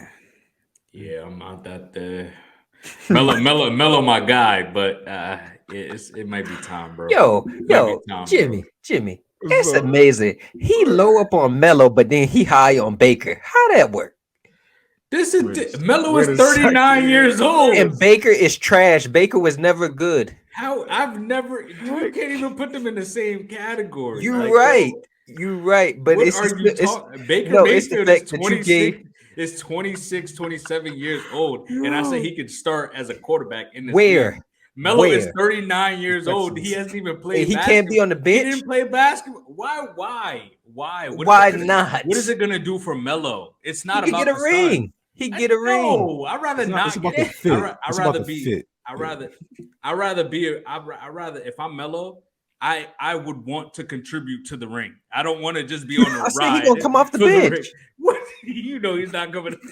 Yeah. Hey, where he coming in at? Where he coming in at? Bro. You already got KD, D Book. What his name is? Craig. Warner. Warren. You got Torrey Craig. He can't start over neither one of them. Come off the bench. About him starting. If I'm Melo, what does it benefit me to go there? I'm not Chris Paul. Ring. I'm not Chris Paul. Still playing at a high level, at a solid level. Mm-hmm. He's still putting up double doubles every so often in the league right now. Melo is not out there putting up 24 points a game, 20 points a game like he was doing. He ain't got to. Average. He don't got to. He got two workhorses. Let me ask you this: if you was in the league and you done did everything underneath the sun, besides the one thing you ain't did is get a championship, and you get the opportunity to go join probably one of the favorites out there in the West, would you not go there Even if you're just gonna sit on the bench, Bro, what does it do for me in my career? people can't say that you never won. I'd You at least rather got that ring. I'd rather them say I never won a ring than go and sit on the bench for a ring, Matt and Barnes. it doesn't mean But people anything. can't. But Matt Barnes is never on the same level as Melo. So okay, like even Jerry West, he won one, but people aren't like talking down on him because he did win that one. He was a part You of guys, the you, big reason, part of why they won that one. Melo but would not be a part of the pie. Let me ask you but this. Is LaShawn McCoy? Is LaShawn McCoy? Did he put up career? Did he put up enough someone when he's rush? with the Chiefs, Just hear me out. Did he put up enough yards in all pros, in Pro Bowls, to potentially get himself into the Hall of Fame? Yes. He has over 10,000 rush yards, by the way. I would say yes, but I don't know if he would. I Does don't his think he's ring with gonna the make Chiefs it. matter? No, Exactly. but Exactly. And I'm still not putting LaShawn but hold McCoy on, and Melo on the same hold on. pedestal.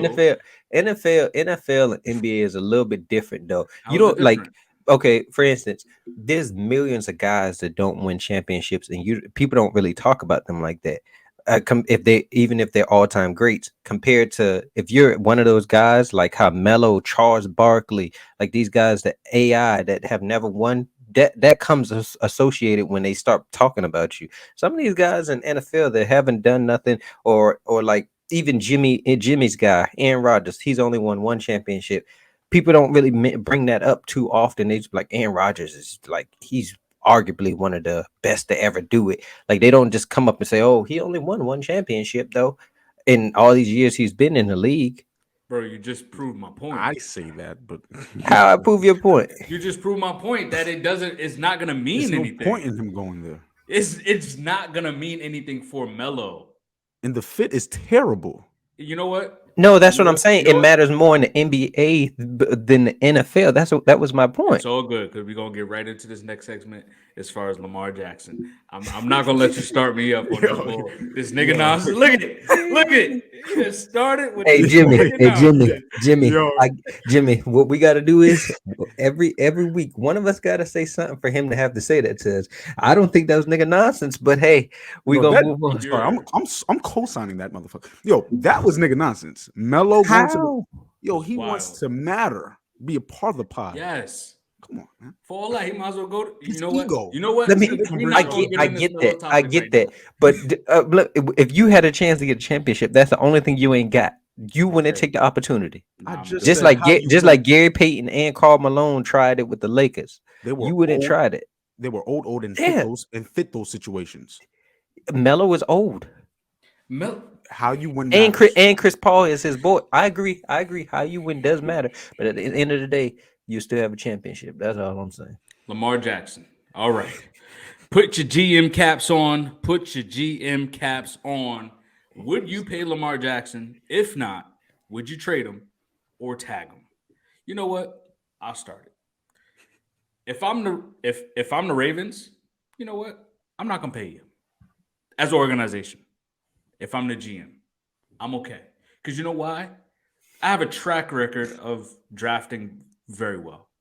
Kyle Hamilton, who I thought was the best overall player coming out of the draft. I personally thought he was the best overall player and will have one of the best careers out of everybody. But you just can't draft a safety top 5, which is why we drafted Drake London. You know what I'm saying? So whatever. So anyway, rated number 1 safety in the league. Tyler Linderbaum. I think he'll make a couple of All Pros in his career. Rashad Bateman, if he stays healthy, I think he'll be a solid weapon for this team. Odafe Owen, he's playing very well defensively. He creates pressure. Patrick Queen, very good player. J.K. Dobbins, when healthy, we saw later in the year, he started picking it up. He was playing very well. Ben Powers, who started 17 games. Lamar Jackson, I mean, they got him late in the first round. Mark Andrews, Marlon Humphreys. These are guys since 2017 that the Ravens have drafted in the first and early rounds to develop and are still with the roster at this time.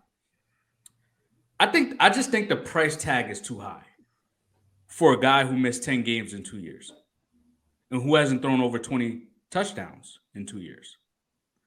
Honestly, I'm in a tricky situation here because I am a Falcons fan, but if I'm talking sports, I got to be real. If I'm the Ravens, I'm pushing Atlanta. I'm calling. I'm trying to find a way to get him to Atlanta. If I'm Atlanta, I don't want him because that's not how you build your roster. Not at this time because you have other pieces that you need to build around first before you go pay a $250 million quarterback. Honestly, I'm calling Atlanta because at minimum, I'm getting 2 first-round draft picks. So I get the 8th pick, and I got the 23rd pick. With that, why not trade that to the Bears, right? I go up, and I can get Young or Stroud. I'll give them the 8th pick. I'll also give them the next year's first-round draft pick because then I'll have 4 total first-round draft picks in the next 2 years. Hopefully, I'm able to keep my 23rd pick, and I got to give up maybe a second or third with that as well. And I'll potentially get Ritter. I don't know, right? If I get Ritter, whatever. I still draft Stroud or Young, and I'll start fresh. And with that, and I'll find a way to go get D-Hop. I'm gonna find a way to go get D-Hop as well. So now I got a young quarterback. I got Bateman. I still got draft capital. And I find a way to get D-Hop at some point. And you know what? With that 23rd pick, why not add some defensive back depth? Why not add a receiver? You still got Quentin Johnson was out there. You can draft if no one takes Jackson from Ohio State, you go get him. Or you take a draft pick on Brian Robinson. You build around that running back. Right there. You're a run first offense anyway. So, I mean, I think the damage is done. Whether you pay him or not, it's not going to matter. If you pay him, cool. Now you got your franchise quarterback for years. But then you may run into the situation where Dak isn't going to give Jerry a championship. It's unfortunate, but he's not. Jerry didn't want to pay Dak the money that he paid him. Dak also has a no-trade clause. So you can't trade him. Well, if you do trade him, he gets to pick where he wants to go. And if you cut him, you're going to have to pay him $72 million. So now we're getting into a GM and player battle where if it doesn't work out, it's just going to get ugly in the end. The franchise tag, you're going to have to pay him a stupid amount of money. It really doesn't benefit the player or the organization because after 2 years of franchise tag, if he doesn't give you a championship anyway, what does it matter? So honestly, I'll find a way to get rid of him and I'll move forward. If I'm Lamar Jackson, either way, I know I'm getting the bag. Whether I play on a franchise tag, whether I get traded and I go to a different team because we're going to have to negotiate a contract anyway. So I know I'm going to get my money some way, somehow. It's just who's going to pay me. And that's how I see it. Go ahead, Jim. Go ahead. No. I'm sure you're gonna be on that same mess with him. So that's why I'm like, hey, I'll let them two go because I know they're on the same page with each other today. Because you shocked me and then you didn't, then you shocked me. I'm limbo. You got me over here. I don't know what to do. I don't know if I should weave it, attack it, or what. But for me, first things first, the franchise tag is disrespectful. Lamar, don't play on that shit, especially with your style of play. The reason we're even having this debate right now is because it's his ability and his durability. Those are the two biggest questions. If this was Justin Herbert, we would not come on. His ability and his durability is a part of why his style of play. This guy is different, and the Deshaun Watson standard is why we are having this conversation as well.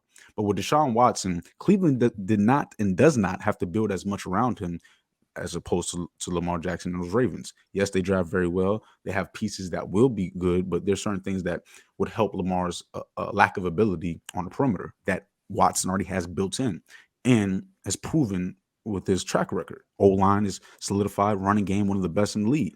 So it's a different situation. So Lamar, stop asking for fully guaranteed money, that of the likes of Deshaun Watson, because your situation isn't Deshaun Watson. And I'm sorry, your ability and durability is not that of Deshaun Watson.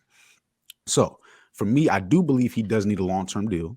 That's the only thing that is respectful. Where he gets it is the biggest question. And Lamar, if you're saying you can't, to me, you can't cry for more weapons while also saying I want fully guaranteed dollars, the likes of Deshaun.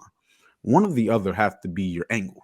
If you need more weapons, want more weapons, help us get you more weapons. The Ravens franchise have not been great based off of one guy.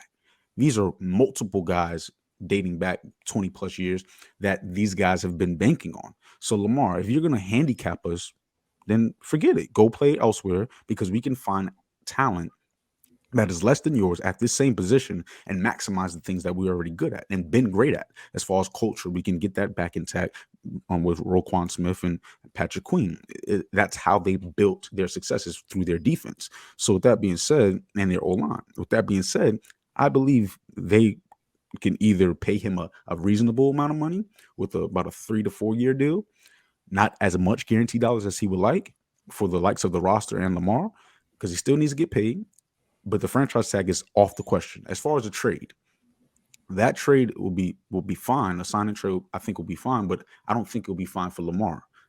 The GM, the Ravens are going to be good regardless. Like, if they sign Lamar, if they don't sign Lamar, this is a franchise that doesn't have many questions. Lamar is just based off of what type of lifestyle, what type of legacy do you want to lead? Do you want it to be more difficult? Do you want to get paid off rip? What do you want to do? Is this Kyler Murray? Like Kyler Murray, I believe it's got paid sooner than what he should have, but the situation is way worse than Lamar. So, and I'm going to speak on the Cardinals a little bit later. It's going to be quite a process for those Cardinals. It won't be quite a process for these Ravens. So Lamar, tread water real carefully, man, because you could be going to a situation like the Falcons, like you just alluded to, like the Bears, potentially, like a situation where there's a lot more that you need than what the Ravens were able to offer you. Let me ask you a question here. I'm sorry, Don. Nah, you good. But you said, so if you're Lamar Jackson, you're not going to ask for $250 million. I led this team to two playoff seasons. No, more than that. Was it 3? No, he played 4. His every rookie season. Every year that he's played, the team made the playoffs. True. Except this year. Well, he missed. I mean, he was there. Second half of the season. Okay, let's grant it. Every year he was a full-time starter and he played majority of the games. They went to the playoffs. Mm-hmm. I won a unanimous MVP at that. Mm-hmm. Unanimous MVP. And I'm not worth $250 million. No, I would argue Tom Brady wasn't either. You see what I'm saying? Like, players who just because you're valued here doesn't mean you should get this if we need certain things to help you. And his ability, I highlighted first, and durability. Let's help you with the roster construction so we don't have to question your durability and we can maximize your actual ability. And that's the perfect thing. You just said the perfect answer for this particular topic. So when you say that if I'm Lamar Jackson, I shouldn't want $250 million. No, if I'm Lamar Jackson, I want $250 million. The rest of the cap, that's your problem. That's your problem as the owner to figure that out. You better figure out how to get me the talent. Hey, I'm not out there in the media saying, hey, I need a receiver. Oh, man, Rashad Bateman dropped all those passes, man. That's why we lost the game, like Aaron Rodgers. But anyway, I'm just out there. I'm just playing ball. I just want my money. It's your job to figure it out how to get me more talent. It's the media saying I need more talent, which is true, because that is true. He does need more talent, but he's worth the money. It's just as a GM, which that's the question. If you're the GM, would you pay him? And I'm with you. I would not pay him unless you take a cheaper deal. Like I'm going to bring up, hey, Brady did. I'm going to bring up other examples of different players like Mahomes, Brady taking team-friendly deals in order for us to win championships. But as the player, Lamar Jackson is definitely worth the $250 he should be asking for. That should be his price tag. What is his championship price tag? Because you might have to sacrifice something to get there. That is very true. It may be a championship, and that's why I said they may fall into that Dak Prescott situation. Is he Bradley Beal? Is he Dame Dollar? He's Dame Dollar. Okay. So you think he'll stay put? He has a mindset to win, because that's what Dame's doing. I think Lamar is going to go where the bag goes. So that ain't Dame. That's not Dame. But if you're saying talent level, I mean, Oh, for sure, talent. he's Yeah, dating talent. he's dating talent level. But Um, his well, angle towards the championship. That's all. That's all. We're good. We're good. um, there's. I'm gonna use your line. I heard a whole bunch of nigga nonsense coming up out of y'all 2 miles over there. You said, oh, I don't even know who to start with first. Let's just go straight to Darius. You said you wouldn't pay Lamar, but Lamar is the reasons the Ravens are even good. Um, and it came out this week. He told Stephen A. He didn't even want a fully guaranteed deal. The Ravens have not offered him over $133 million. That's less than Watson, Murray, Russell Wilson, and Rodgers. Lamar Jackson is better than all four of them, literally. Jimmie, I heard you say Watson is more durable. Bruh missed 2 years. I don't know how durable that is. Based off durability or Hey, the he law, missed. He missed. yo, Who fault is that? durability is not durability in the Hey, law. I can only go about what you if What? you're on the field. Durability is That's what's it? availability you're talking Yeah, about. that's what I was about to say. What's the best thing? Availability. You wasn't out there, and why wasn't you out there? Because of your own doing. So I can't sit here and say he's more durable or it's saying Available. they fall underneath the same category to me. Being durable and being like available is the same thing. Because if you're not durable, you're not available. Well, So can I please respond to that, please? what's up? His durability is not in his control. Injuries, you can't help if you get injured. Only I thing you can do agree. is potentially change your play style. Mm-hmm. Nothing within his body. Again, his lack of ability is in Deshaun's control. So that we would assume because you can control it, you can change it. If you can't control something out of your control, and that's what's been leading to your lack of ability, why would I hang my hat on something you can't control yourself? My only pushback on that is I get it. Lamar has missed 5 games in the last 2 seasons, but at the same time, Watson missed 2 years because of what he did. So I can't sit here and knock Lamar because he got injured the last 5 games. Hey, injuries can happen to anybody. Hell, Watson might get injured next year, but I'm knock on wood. But I'm just saying, like, I'm not gonna sit here and be like, oh, he's injury prone or whatnot. I don't think that. And this year when he got injured, it wasn't like he was scrambling or anything. Bro was in the pocket. So I don't know, man. Like everybody gets injured. Other one, Kyler Murray. Lamar Jackson is way better than Kyler Murray. And Kyler Murray, I just had to look it up. Kyler Murray got $189 million in guarantee. Are you winning a championship with Kyler Murray? The answer is no. Are you winning a championship with Russell Wilson, who has 165 million guarantee? No. Aaron Rodgers, 150. No. Watson, 230. Hell to the no. Like, I hear you said that, oh, Watson's situation is better. It's not. The Ravens defense is way better than the Cleveland Browns defense. The Ravens offensive line isn't the Browns offensive line, but they aren't trash. I give you the weapons, but at the same time, that's all it is. I heard you also say he shouldn't take all the money because you need to build a team around him. Well, Jimmie, what the hell was going on these last 4 years that Lamar was there that they didn't get him no offensive weapons when they had ample enough opportunity to get him weapons and they chose not to? Now Lamar is supposed to take a pay cut to help them get weapons when they had all this time and they kept getting old washed up wide receiver after washed up wide receiver to come in there. Sammy Watkins, Deshaun Jackson. Where was all this energy at when he was on a low cap number? Where was that energy? Man, look here. If I'm Lamar, I want to go. We even got to go to those bum ass Falcons. Send him to Carolina. The Panthers would. Hey, I don't.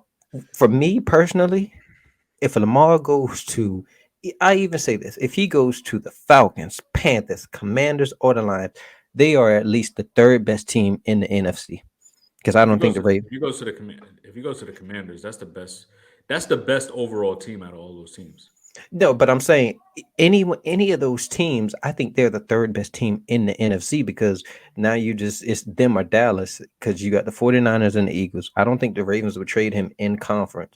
So now you're talking about just NFC teams. So Falcons, Panthers, Commanders, and Lions. And if you ask me, he gonna win with all four of them, to be honest with you. All of them have some weapons. Even though I like to poo-poo your Falcons, y'all got some weapons over there. Panthers got I some mean, weapons. disrespected that you just said bum ass Falcons. Don't think I didn't hear that. I mean, I gave y'all acknowledgement to have weapons. Just put some respect on us before you say bum ass. Before you say bum ass Falcons, just put some respect on us real quick. I gave y'all respect after. Then you talk about like Commanders. They got like a little mini good trio wide receivers. The Lions, like bro, like I really feel like because Lamar has gotten injured these last couple of years, people are really starting to like really like take for granted how good this man really is. Like we people out here trying to put Deshaun Watson, who has looked nothing but ass this whole year and missed 2 seasons, trying to put him over Lamar Jackson. That is crazy. Like, hey, put some respect on this man. If I'm the Ravens, I'm not saying go out here. And Lamar said he didn't ask for a fully guaranteed contract. He said that this week. So if you're not offering asking for a fully guaranteed contract, give that man 200 mil guaranteed. That'll get you at least above Kyler Murray because he's better than Kyler Murray. He's better than Russell Wilson. He's better than Aaron Rodgers. If you and then just have some type of incentives where he can get above Deshaun Watson. That's what I would want to do if I was the Ravens because now you talking about banking on the draft, bringing in some unknown commodity when you have a franchise guy right there. And now you're gonna come in here and say, "Oh well, we can go draft this guy with these picks or that guy." There's no guarantee that that guy's gonna even work out for you, to be honest with you. So I like proving. That's me. But all right, that's very true. But you don't think that these top quarterbacks in this draft can do enough with that organization, but they must bring in another weapon in order to help out if they were to go up to get Stroud or But that's the thing. Like I've heard that the Ravens probably would not trade him inside the AFC. So I didn't say that takes I didn't say trade inside the He said AFC. Bears. no, I but that's said what I'm saying. So you're saying like he said Stroud or Bryce Young. So the first couple picks, if you're talking about the Bears, that's NFC, and then the number 2 pick is who? I said send them to Atlanta for the 8th pick. Yeah. You get the 8th pick, and then Atlanta's next year's first round draft pick. So Mm-hmm. in 2 years, just this year, the Ravens have the 8th pick, the 23rd pick, and then next year they have 2 first round draft picks. Mm-hmm. And you would assume that Atlanta's first round draft pick is a high draft pick. Not if they get Oh Lamar, yeah, no. yeah, yeah, yeah. All right, a mid level I say in the draft pick, 20s. mid level draft pick, right? So you either gonna have to trade 2 first rounds this year and the next year's first, which is okay, or you trade this year's first, next year's first, and either second or third round, wherever here or there, either this year, next year, however you But want to look at it. but And you but go up and trade the Bears. The Bears is gonna take the draft capital. They still get a top 10 pick this year. so who are you saying? Are you saying like they get Justin Fields, or are you saying they get one of these draft prospects that's coming out? Well, if they get because if they trade him to the Bears, they might as well just get Fields. Okay, but Justin Fields has proven that he's good. He's good generational runner, but he's not proven enough with his arm Yeah, for me to be but like, at oh, the end of the day, it's not about proving anything. no, It's about the money. It's all about the I money. agree. But you don't think you're gonna have to pay Justin Fields also? But you don't have to pay him until another 3 years. Rookie contract. I agree. I agree with that. I do agree with that. But my only thing is, I like a guy that has already proven. Lamar has proven that he is at his best. Lamar is a top 5 quarterback in this league. I'm not, So I'm not now gonna we lie. talk about I'm not following you here. Or is Lamar leaving? Is he staying? Are they I paying him? if I'm me, if I'm Lamar, I want to leave. Like they're not appreciating your greatness, to be honest with you. Like the Ravens are like, bro, the Ravens are not like that without Lamar. Like, to be honest with you, Lamar gives them the only hope they have to beat like the Bengals, the Bills, the Chiefs. Like, their defense is great. I agree with that. But their offense, we saw with Tyler Huntley this year. Like, what we doing here, bro? Like, they didn't get over 17 points with Tyler Huntley starting. And you don't think that they can do more with a top But pros- okay, you top say prospect quarterback or Justin Fields? maybe Justin Fields, maybe because of the run scheme that, but they just bought in an OC that's a pass first. He runs a pass first scheme. But okay, you talk about Bryce Young. I'm I'm starting to not be as high on Bryce Young, to be honest with you. I like Like, CJ Stroud over him, but that's just I me. would say that too, because Bryce Young is fragile, he's small, and then you talking about playing in cold weather.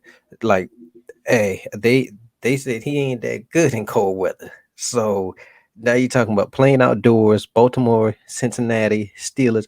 Man, they gonna fold that little boy up back there. Stop playing with that division. They said that's the CTE division because they always knocking people out. Like, stop playing with them. Um, and then I give you Stroud. He's a big body. He's good, but they said he's a Dak Prescott compared. That's his pro comparison. Dak Prescott. Dak Prescott's not better than Lamar Jackson. So I get it. I get it. Y'all saying like, oh, you don't have to pay Lamar, but you at the end of the day, you're gonna have to pay somebody, and the cap is going nothing but up. So yeah, so they had an opportunity to pay Lamar what last year or 2 years ago, whatever the amount was. It wasn't as high as it is now. They decided to not do it. So now the cap then keep rising, and now you got Burrow, Herbert, and all the Hurts coming up. Who's going to get these massive contracts? And now you're looking crazy because you don't want to pay Lamar this massive contract. Like, nah, you can't do that, man. Yeah, you definitely can do that. But the angle I'm going to start from is his style. Remember when basketball we were talking about, can this style of play win a championship? Can this style of play with Lamar Jackson win a championship? We just seen our true first dual threat quarterback, a real runner, Jalen Hurts, make it. And his situation is that because he's on a rookie contract, so they're able to do certain things that we need done for Lamar. And as far as those top names, the reason we're having this conversation with Lamar, but not those top names, is because the ability of those top names is different than Lamar. And again, back to his play style, that's his ability. We have to see if this ability, this play style, is in win championships. If we're gonna, put our eggs in one basket with you per se, we need to know that this style has a blueprint that can be followed. And the Eagles is the closest thing to it. And the Eagles right now, this is crunch time for them this year because there's a lot of decisions that will affect Jalen Hurts' situation. But I could say that Jalen Hurts' arm is better than Lamar Jackson's. I would say that today, and he has a smaller sample size, and I'm saying that he did it on a bigger scale, and I believe Lamar Jackson. You're talking about the angle of Lamar. We're all talking about the angle of Lamar and the angle of the GM. As a GM, if there's questions within your ability, then yes, there should be questions within how long your guaranteed contract lasts. For me, you keep talking about Deshaun Watson and the 2 years that he wasn't there. Let's talk about the years that he was there. Lamar Jackson, you said is a top 5 quarterback at his best. Deshaun Watson was a top 5 quarterback at his best, and there hasn't been an injury since that time that would make us question that. There has been lack of reps within that time to make us question that, and reps can be changed quicker than durability can. So I'm gonna bank on Deshaun along with the proven ability, which is that it stems or is the same path of blueprints we've seen before. A guy who can throw the ball, who wants to throw the ball first. Not saying Lamar don't, but his number one ability is his arm, not his legs. And as a quarterback, that allows for us to weigh in on a common ground when it comes to contract, because we agree that your ability is that of a true quarterback. When this is a question mark because this is something different we've never seen before. So when we're having a situation we've never seen before, we need to take our time to get you what you need or to give you what we think you deserve, because you haven't shown us the product or the final goal is with you. We've seen it with Joe Flacco, someone less than you. This is a roster that has been there before within the last 20 years, sort of similar to the Eagles. The Eagles and Ravens, Steelers, Patriots, organizations like that, I believe, can handle new situations. This is a new situation. The Ravens are either going to be able to handle it or get rid of it. And I trust them that they'll make the better decision. Stop poo-pooing on them like they ain't been running that division for the last 2 decades. All right. We are time. So as final words. Don, are you trading, paying, or franchise tagging Lamar Jackson? I'm gonna tag and trade him if it's me. Because the Ravens they're not doing right by my boy. I need to get him out that division. I'm gonna leave some of that stuff Jimmie said alone because that was some more nigga nonsense of the, I'm not gonna leave it alone. You said that you don't know if you could win, and I know we stretch on time right now. You said you don't know if you can win with this type of style. What has Deshaun, Kyler, or Russell Wilson proved? Because Russell cooking, he burnt down the house. Kyler, he proves nothing in the second half of every season. His team falls apart. Talk about their style though, because it's different than Lamar's. Kyler runs also. Is it run first? Can he make Yeah, every I'd throw? say it's the same. I'd say it's the same. What? Cliff Kingsbury was running. Kyler Murray can make every throw. No, more so than Lamar. Yeah. I give you that. He's better. He's a better passer than Lamar. No, okay. But I don't think Kyler's like like he's a good passer. He's not like one of these guys that you be like, damn, bro, just threw a dot. Like, his style matches the blueprint. Lamar's style does not match the blueprint. Jimmie, let me ask you this: the blueprint doesn't matter. All you need is one guy to come out here and show you that you can win. And Lamar Lamar style.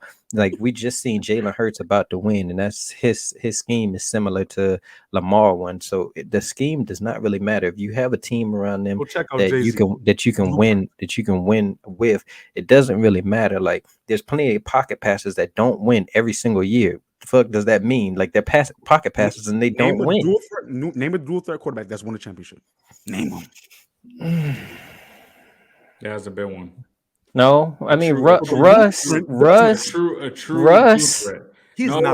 threat. Stop it. Dual threat that is rushing for 700 plus yards. Cam Newton, come on. He made it to a championship, but they didn't win. That's more than some of these guys that you're trying to compare him to. Like Watson has done nothing. Murray has done nothing. Time. Ending comments. Don said he's going to tag and trade. Jimmie, what you got? I'm trading him.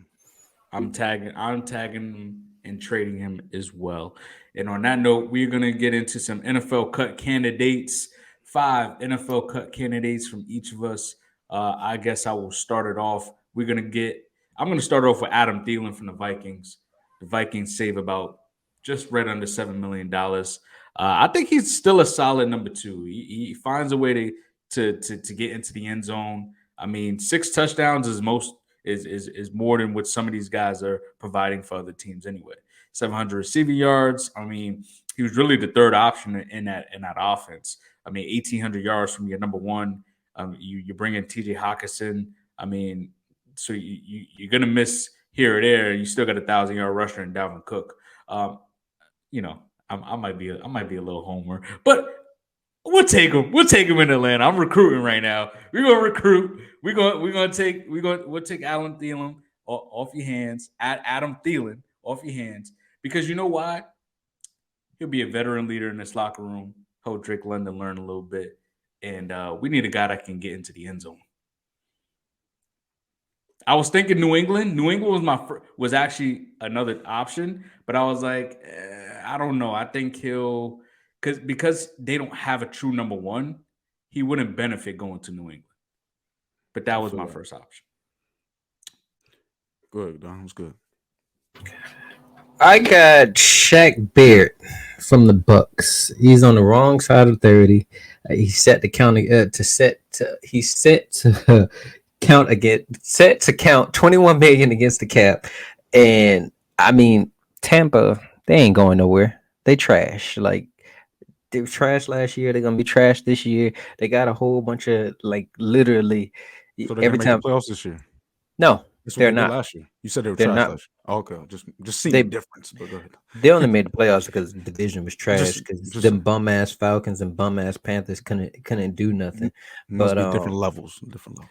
nah. But when the Falcons get Lamar, we'll see. Or the Panthers get Lamar, we'll see where these Buccaneers gonna be at. But um, they would save 14 mil if they cut him. To be honest with you, and they already have some young defensive linemen behind him. It's like why keep him? Like, yeah, he put up 19 sacks a few years ago when he first got there, but now it's like he was injured last year. It's no point. Like, yeah, they don't have cap space, and for my team that I would want to see him go to is Seattle Seahawks. They got 20 plus mil. They need edge rushers. I'm not going to say that he's changing like dramatically, but it would surely help them because they literally do not have no edge rushers in Seattle. So that's my first one I got. That'd be a nice Okay. one. Okay. For my first one, I got Corey Davis. I believe the Jets will cut this man, and then that will allow them to sign Derek Carr. It's these moves for cut candidates is moves to make moves to make other moves, and it's a chess game here. So I believe that will allow them to secure Derek Carr. I'm cool with seeing him.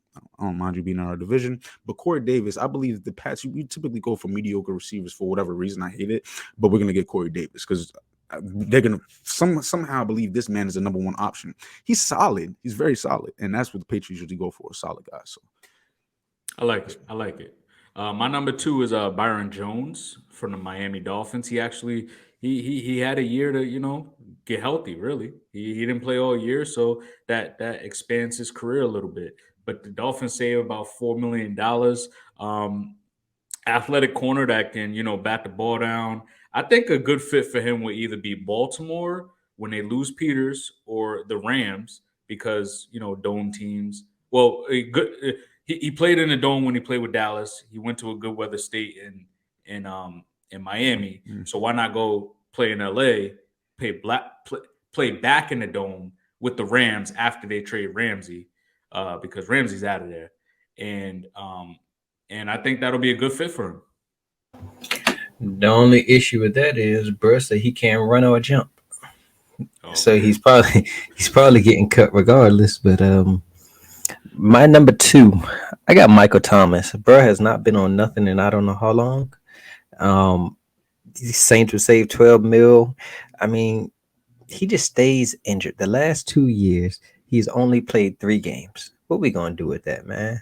Like, Yeah. and I got the perfect situation. I heard y'all speaking on this team earlier. They always picked up wash old wide receivers, sitting his behind the Baltimore, where he's just gonna look average as always. And I think that'll be the perfect fit. I'm not guaranteed Lamar will be there, but hey, you'll have somebody. Maybe you have Tyler Huntley there, and y'all have these aspirations of making it out the AFC North. But that's who I got for number two. Ew. You know what? He was my number three, but I'm gonna go ahead and jump him up onto the number two just to, go right back off. You talking about Michael Thomas here? They already restructured his deal, so they're already anticipating getting him out the door because of the lack of ability that he has. You just highlighted it. He wants to play with an elite talent at quarterback, and so I don't think he'll just go anywhere. Not saying that Lamar's not elite talent, but I think he'll go to the Cardinals. I believe they have the speed to allow him to be opened up underneath. He's an underneath type of receiver. He's not going to take the top off the defense. And Kyler's used to throwing to a bigger body. So I think Michael Thomas would be nice for him. Nice reference on target. And without a line, a lob threat is beautiful. A big target is beautiful to counteract that lack of line. That's my second. The only issue with that is Kyler. We don't know when Kyler gonna be back. To be honest with you, he might not be back till November. That's very true. That is very true. I like the fit, but also the point of Kyler may not be in there is tough as well. But at the same time, do they even need a Michael Thomas because they got Roby, they got Hopkins. If they trade Hopkins, and then they still got Hollywood. They still got all Hollywood. of those guys are smaller frames besides Hopkins. Everyone. True. Michael Thomas is a bigger body, 6'3", 215. I mean, everyone else is like 5'10" and under, 5'10", 5'9". So you're gonna need a bigger body receiver. My third one is Ryan Tannehill. I think the train is running is running low, man. They need a fresh start. It's just really who is their fresh start because we see that Malik Willis ain't gonna pan out. I you know, besides their run defense, this team is bad. This team is pretty bad.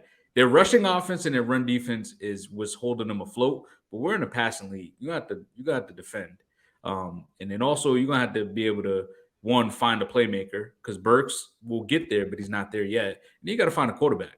So I don't know. They saved $18 million with cutting him, but I really don't know where he'll go. Maybe the Bucks. Send him to the Bucks. That only benefits me. So send him to the Bucks, and I'll be happy with that. Send Derek Carr to the Saints. Send Taysom Hill to the Bucks. I'm okay. Hey, speaking of, I got Ryan Tannehill as my number 4, but I'm gonna just jump right to him right quickly then too. For me, they got the new GM that came from the 49ers. The speculation that they might try to go get Jimmy G or try to get Trey Lance. I don't think they should try to get Jimmy G. I think him and Tannehill's on the same level. It's not going to be much of a difference. They're both mid-tier. Trey Lance, you just don't know what he'll be, so I could see why you'd go out there and see what it is. Darius has spoke on it. They would save $17 million against the cap, but if they cut him after June 1st, they saved $27 million. So, I mean, I literally didn't have nobody to put him with. You said the Bucks. The Bucks don't have cap space either. So it's like, where could he go? I don't know, because who wants a washed up 30-something-year-old quarterback? I'm gonna just throw a team out here. Let me just look at my. Who could need a quarterback? I'm gonna just say this. I'm gonna just hit Raiders. Just go to the Raiders. I don't know, man. I feel bad for Devontae. I don't know, man. Like, there's nobody that needs a quarterback. Like, even the sorry teams, they're gonna get a rookie, and then some of these other teams, they already got washed up quarterbacks. So it's like, where could he even go? Like, there's literally no team out here that I could see him going to, besides those teams in your division and like the Raiders. Like, where else he going? Washington. Washington bet not do no mess like that. They said, but Washington has said that they wasn't going to try to get any more like veteran old QBs. They have said that. Yeah. For me, I go to Ezekiel Elliott. That man is up out of there. You're talking about 10 mil saved, and they have a guy behind him. I know he's hurt, Tony Pollard, but he is going to be the future for them, and he will go to the Raiders. The Raiders, they're not going to be able to sign Josh Jacobs. I think they have Zeke in there, Adams, and bring in some mediocre middle round quarterback to start the future of the Raiders. Wow. I mean, honestly, if I don't got a number 1 running back already, I really don't want Zeke. I just want him to be my goal line back, and we'll give him, he'll get 750 rushing yards, 800 max with 12 to 14 rushing touchdowns. I'm cool with that. On a $5 million deal. I don't know.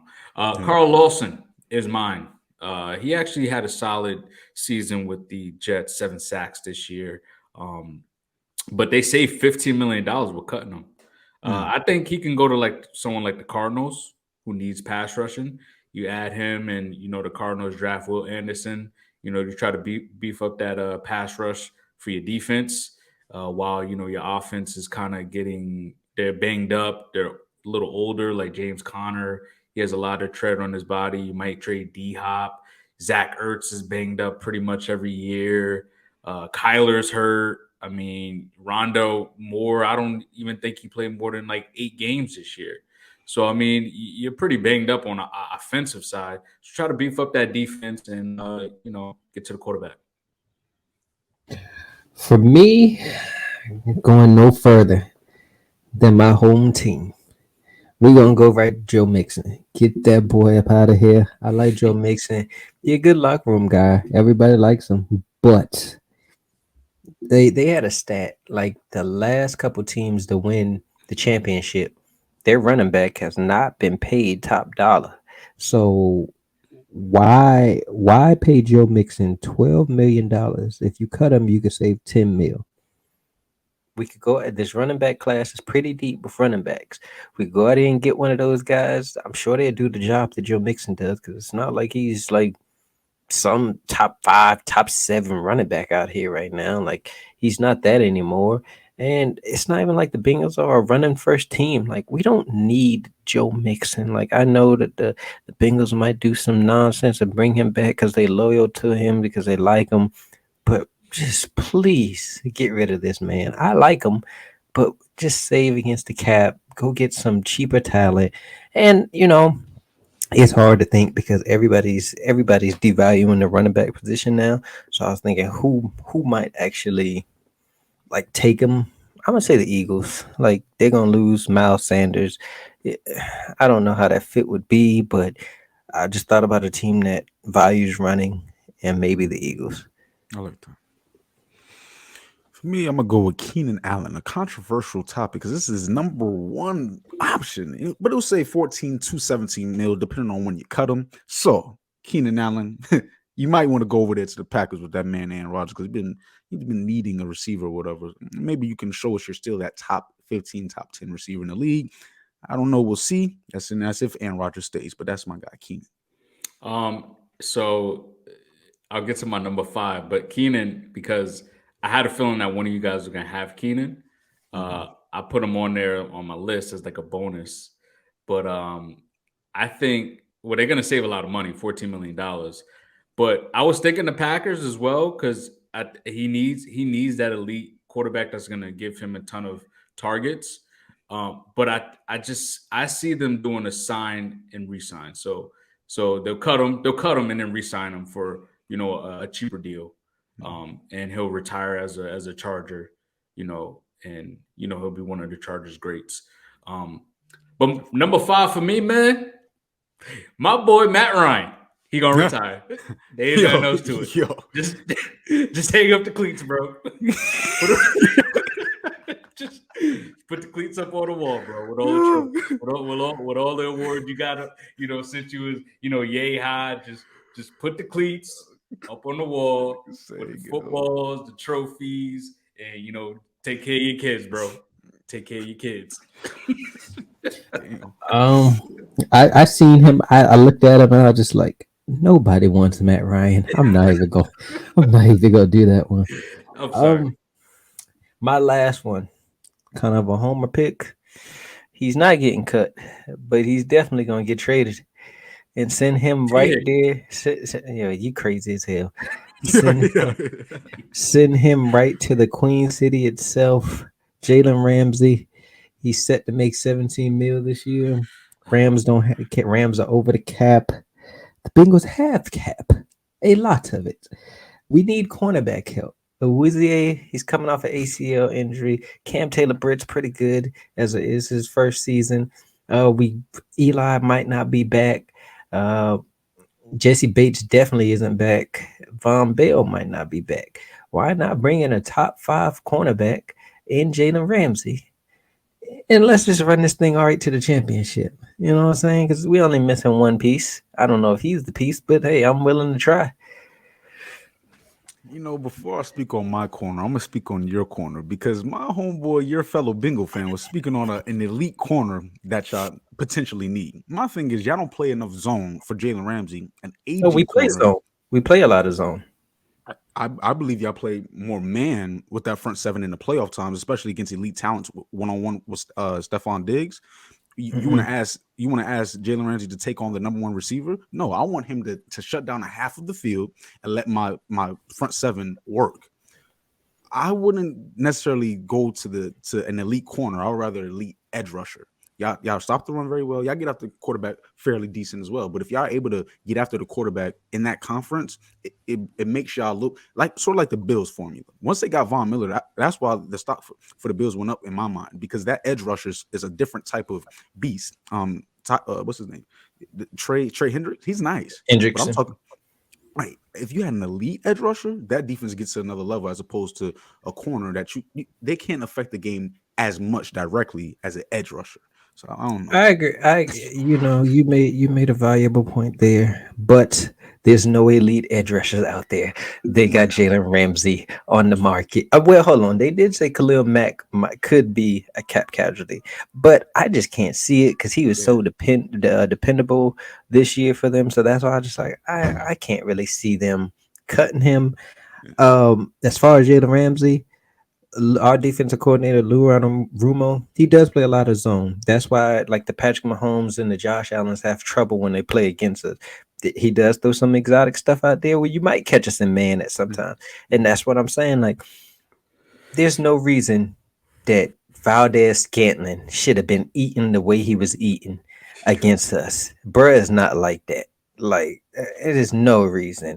So that's why I just like you get Jalen Ramsey, like you just said, shut down a whole side of the field by himself.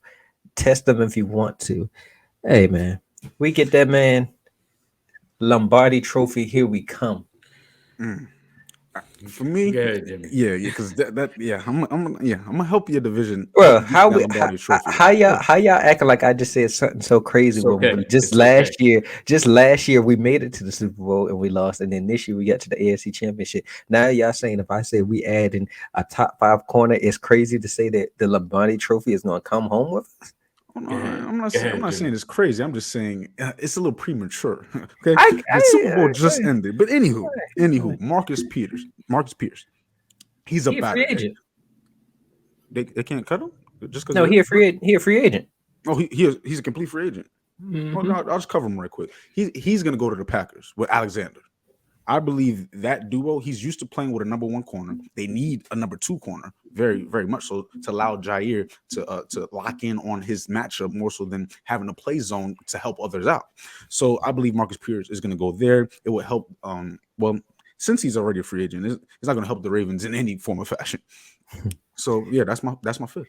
Hey Jimmy, I like that pick because I seen Jair lock this one boy up so Oh, bad. Bruh only had 17 yards or whatever he had. It was crazy. I said, damn, that's supposed to be the best wide receiver in the league. But And week Jair one, Alexander, with JJ. I yeah, I see, ain't but say no but week names. one, Jefferson was going crazy against those same Packers. Hey, we're not speaking on that. We're speaking on what we saw last.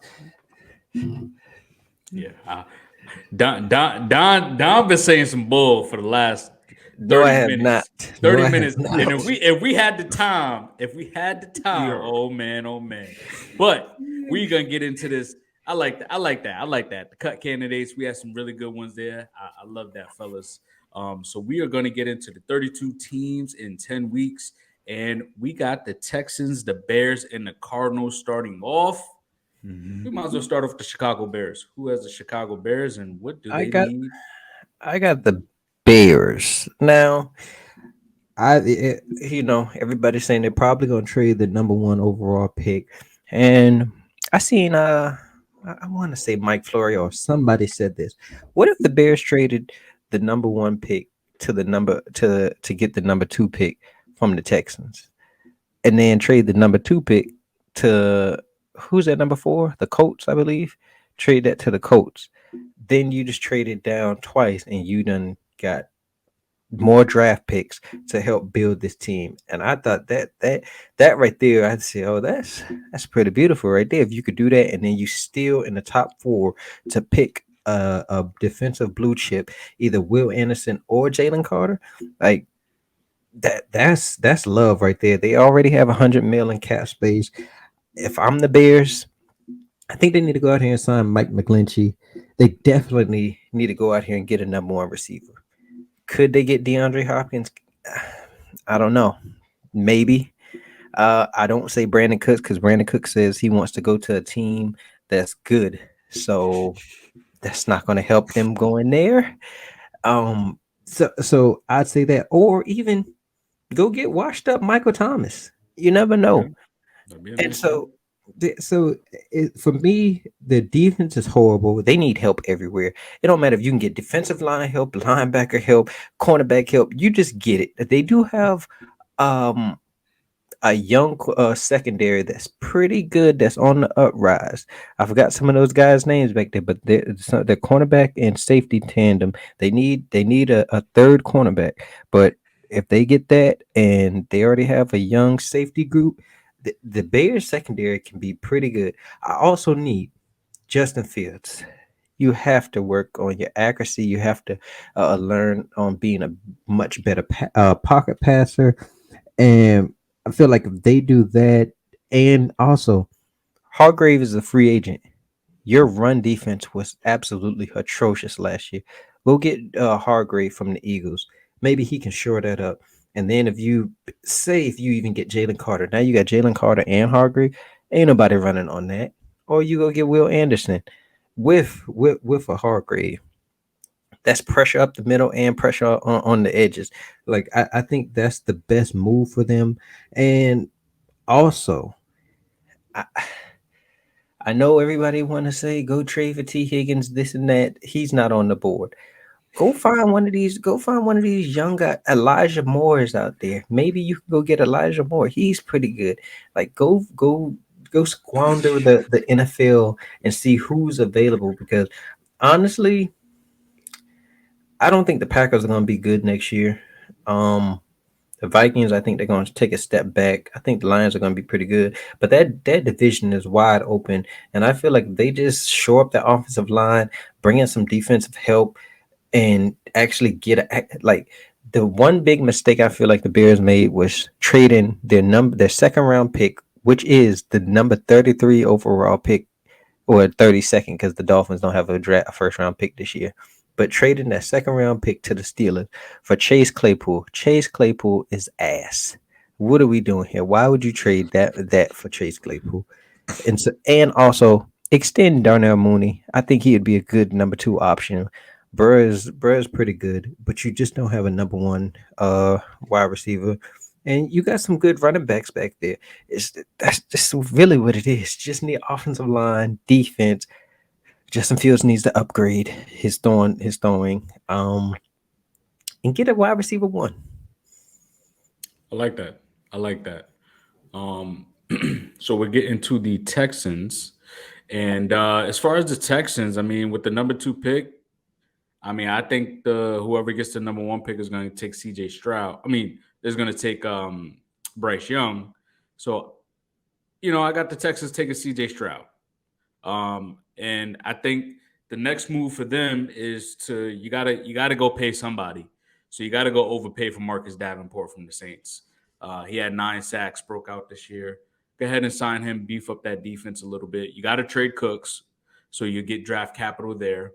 I heard trade Larry Tunzel as well, but you know what? Instead of trading Larry Tunzel, you keep him so you don't have to draft the old line, the left tackle, and you go with the trend. Go with the trend that's been working lately. And you go get Jackson Smith as well to pair with his college quarterback at number 12. Maybe it's a little too high for him, but again, go with the trend. It's been working lately. You know what you got Waddle, you got Chase, and it's working well. So they have a solid foundation defensively as far as their secondary. You got Derek Stingley, who you got last year, and then Jalen Petrie, who just had 5 interceptions this year. So I mean, that's solid so far. You get John Michie back, right, from being hurt his rookie year. I think he was actually sick. I don't know. It was one or the other.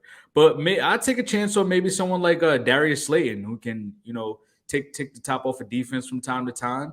So then that way you have a young quarterback in Jackson Smith. You got Slayton. You got John Michie. So now you got a solid foundation built around your quarterback.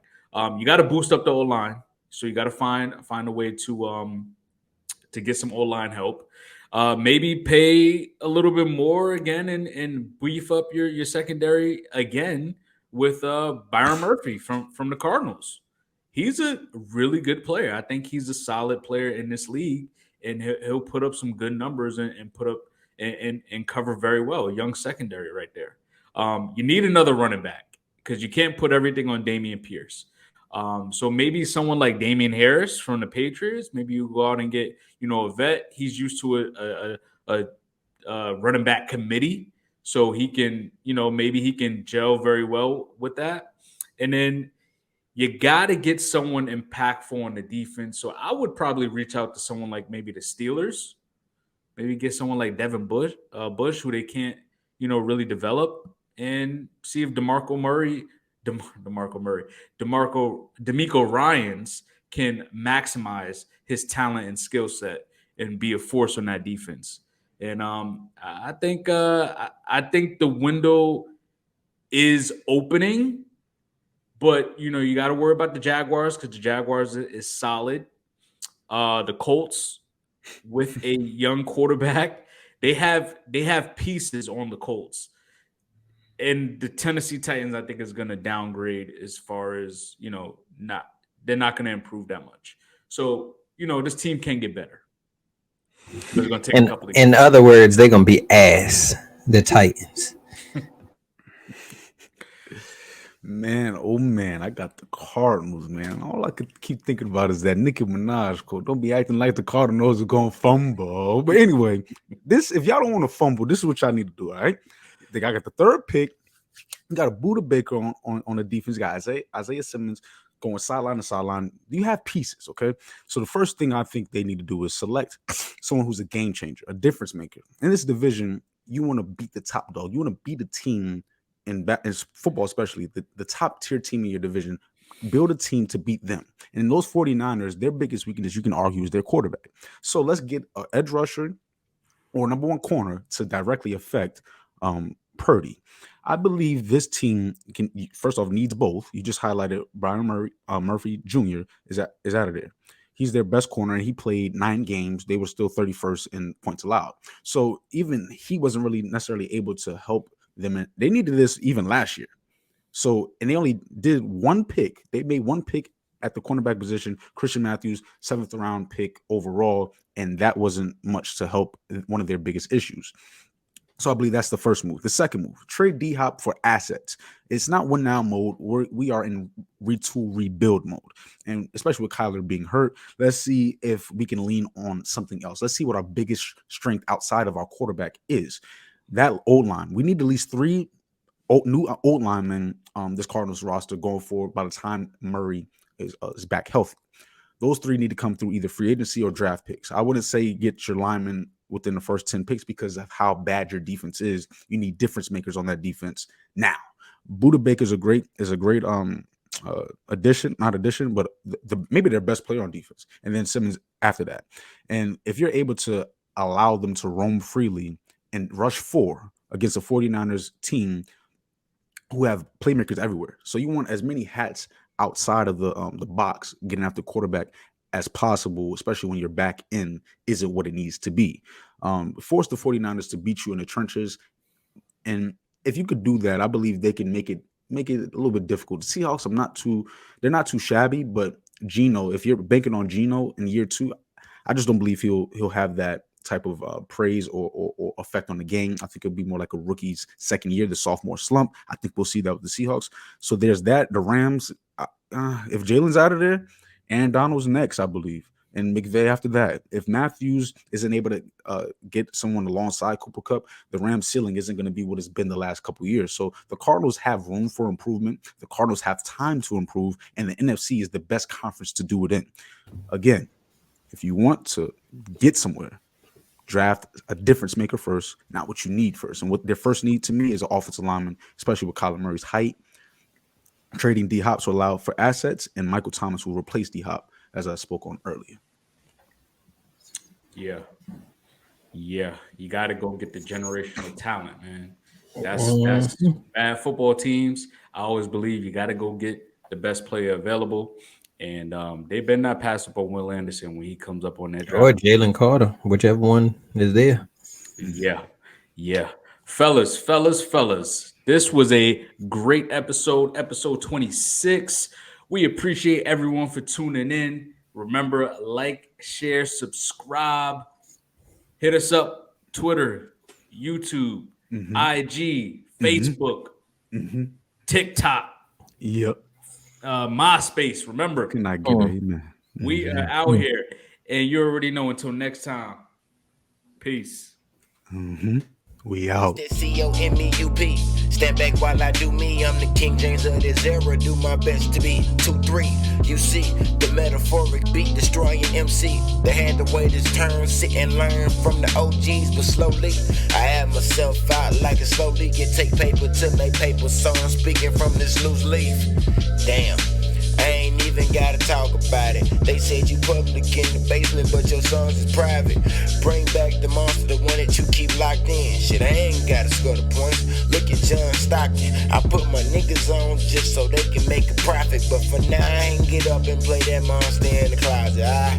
Mon V hit 23. Rest in peace to every beat. Bring them leather bags and bring them white sheets. I'm all that in the bag of chips. Hit that nigga if he trip. Nigga run, you better not trip. Cause if you slip, I'm catching up, niggas, y'all running too slow. And if you running too fast, I'm gonna pick up me some more. Cause y'all niggas been tripping, yeah, y'all niggas been slipping. Y'all talk about cars and not the women, but I'm on a different tip, I'm on some different shit. I got some niggas back home depending on this shit. My niggas reppin' that gangrene shit. Boobie Mars, my nigga Wax, my nigga Chuck, we in this bitch. Nigga hitting New York around the summertime. And if you ain't dropped, you done around the summertime.